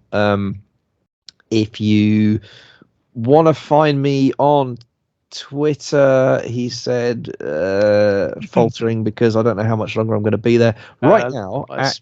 at Kit Gonzo is on Twitter, but I may well be migrating to Blue Sky fairly soon because, Nazis, I don't like them. So it's a bit of an infested heap at the moment, isn't it, Twitter? well, it's also I mean, it's two things, right? Like ideologically, it's a complete pile of shit, and also I know. I had the transphobes coming after me recently. It was hilarious. Fucking wankers. What a bunch of psychos you lot are. they're really Fucking very nuts. sad people. Filthy, damaged, sad, lonely cunt. Sorry, but you are. You are so pathetic. It's unbelievable. They are quite broken people. Yeah, it's very unfortunate, and very unfortunate that they have social media accounts they choose to spend their time on, as opposed to it's like wow, industrial strength therapy would probably be. Right. Obsessed is what they are. Like stalkerishly, weirdly It's heartbreaking. obsessed. It's heartbreaking. Brainworm eaten lunatic. Like, you know, we live in a world where there's Pokemon, we live in a world where there's Magic the Gathering, we live in a world where there's Warcraft, we live in a world D&D and Warhammer, you know what I mean? Like, and fun and so many ways you can choose to spend your time. You could do great stuff. Seriously, you could do great stuff, and you obsess over other people's genitals. You fucking nutters. You fucking lunatics. There is something wrong with you. I mean, yeah, quite a lot. Well, having seen them and the way they operate, you know, it had a little, like, don't get me wrong, I don't give a shit. They can, I am not sensitive in this regard at all. I literally just tell them to fuck off. You know? I block them. That's all they get from me. I'm not going to engage. But having seen just the merest fraction of what my trans friends have to put up with, I'm like, you are, it's just filth. It's just like, you are sacks of shit. You know, you are sacks of worm-eaten shit. It's a complete aside, but one of the things I'm absolutely delighting in at the moment is one of the characters in my current work in progress novella is non-binary, and I'm absolutely delighting in the fact that this non-binary character has a very intense and very meaningful physical relationship with another character, and at no point are you ever going to know non-binary characters' genitals are, because it's none of your fucking business. I just love it. And I just love how people. I just already know how angry it's going to make people, and I can't wait to. I mean, I think my favorite one was put it out in the world. They came at me with some hideous rudeness, you know, calling you all sorts of things on the side. I just fuck off. And said, oh, well, they came back and said something like, oh, I'm totally convinced now. I was like, was there some like mistake here? I wasn't trying to convince you of anything. I'm not interested. I'm telling you to fuck off. Is there any confusion here? Yeah. And in addition to Twitter being increasingly infested, it's also increasingly just broken on a functional level. So I don't know how long I'll be there, but you know, there's that too. It's just like a broken place, isn't it? Yeah, exactly. Well, you know, and I don't think that's a coincidence, personally. No, I mean, like, if you want to see what billionaires are doing to the rest of the world and humanity and society, if you want a microcosm of it, go and look at Twitter. Yeah, exactly. Yeah, look at Twitter and now imagine it's the climate. You won't have to imagine for too much longer. So for the moment at Kit Gonzo, look for the pinned post. There'll probably be links on that in the near future to where I actually am. I'll put the links, by the way, below as well, guys, for Blue Sky and everything else. And then lastly, I guess if you enjoy my work and you are interested in supporting me financially, $1 a month will get you something new from me every week. So that aforementioned novella, I'm currently serializing it as I write it on my Patreon. So Patreon backers are getting a lot of that, and not just the novella itself, but I'm sometimes running things side by side. So for example, I had a whole section in the novella that I ended up having to rewrite for various reasons. I've actually run the original draft next to the revised edition, so you can see the changes I've had to make to the story. It's a little bit behind the curtain. You can also get access to podcasts, either early access or exclusives. I've got a Sherlock Holmes podcast on there. I've got a podcast where I talk about books with my amazing daughter. Both of those are Patreon exclusives, and you'll also get early access to my James Bond podcast, which should be coming back soon, and my Bruce Springsteen podcast, the third episode of which should be dropping in the next week or two. So yeah, $1 a month gets you something new every week, sometimes an essay, sometimes fiction, sometimes a review, sometimes audio. So check that out, patreon.com/kitpower. Links below, by the way, guys, to everything we're talking about here. For myself, same as usual. Kit mentioned the My Life in Horror series that is continuing over on Ginger Nuts of Horror. There are a couple of essays about to be released relatively. They're a bit heavy. These ones. One of them is about the film, a fantastic film that both Kit and I had the pleasure of having a preview of. It's just an amazing piece of work. I will blurb that out very soon, but take a look at that. And one of them is about bereavement and grief and whatnot, and how we process that, and death and mortality and all sorts of interesting things. If you want links to all of my published work, go over to strangeplaygrounds.com and you'll find links to all of my short stories. Like Kit, you'll also find me on Amazon. You can go and type in George Daniel Lee, you'll find links to all of my published work. Most recently, 2 short stories in the Kevin J. Kennedy collections, one in the Monster collection, which is like a collection of horror kaiju stories, and one in the science fiction collection, which is I'm really quite pleased about, actually. I think, a science fiction story out there. I'm very, very happy about that. Going to be doing more of that, I think. I like writing science fiction. Also, I mean, this is both Kit and I. If you go over to Arrow Films, you will find both the new Blu-ray set and the UHD set of the Quartet of Torment, the new Hellraiser set, and of course we feature on that on the Hellbound disc on the featurette Hell Is What They Wanted, and we're really proud.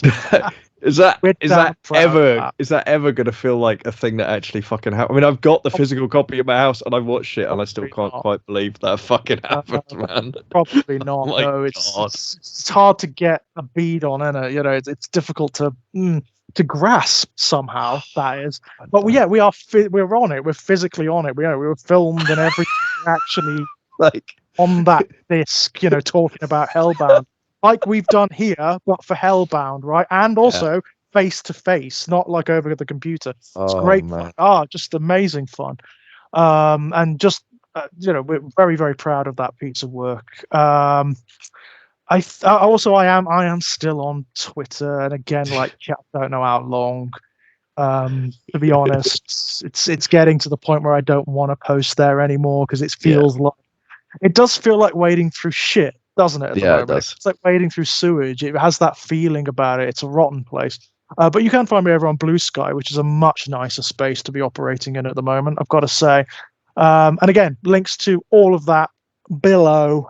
Kit, thanks again. This is always a blast. No, me too. I mean, I feel like we've left it too long between stories, which is my fault. But it was a real joy to talk this one. There's been a lot happening, hasn't there? To be honest, it's been a really quite busy, heavy period lately. So yeah.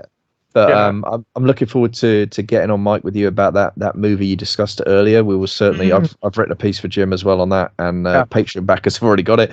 But yeah, we're hoping, aren't we, to be having a conversation with one of the filmmakers in the near future, which will be on this channel. Watch this space. Really excited to do that. But yeah, also looking forward to more Books of Blood in the near future. Yeah, totally. Until next time, guys. Bye-bye. Bye for now.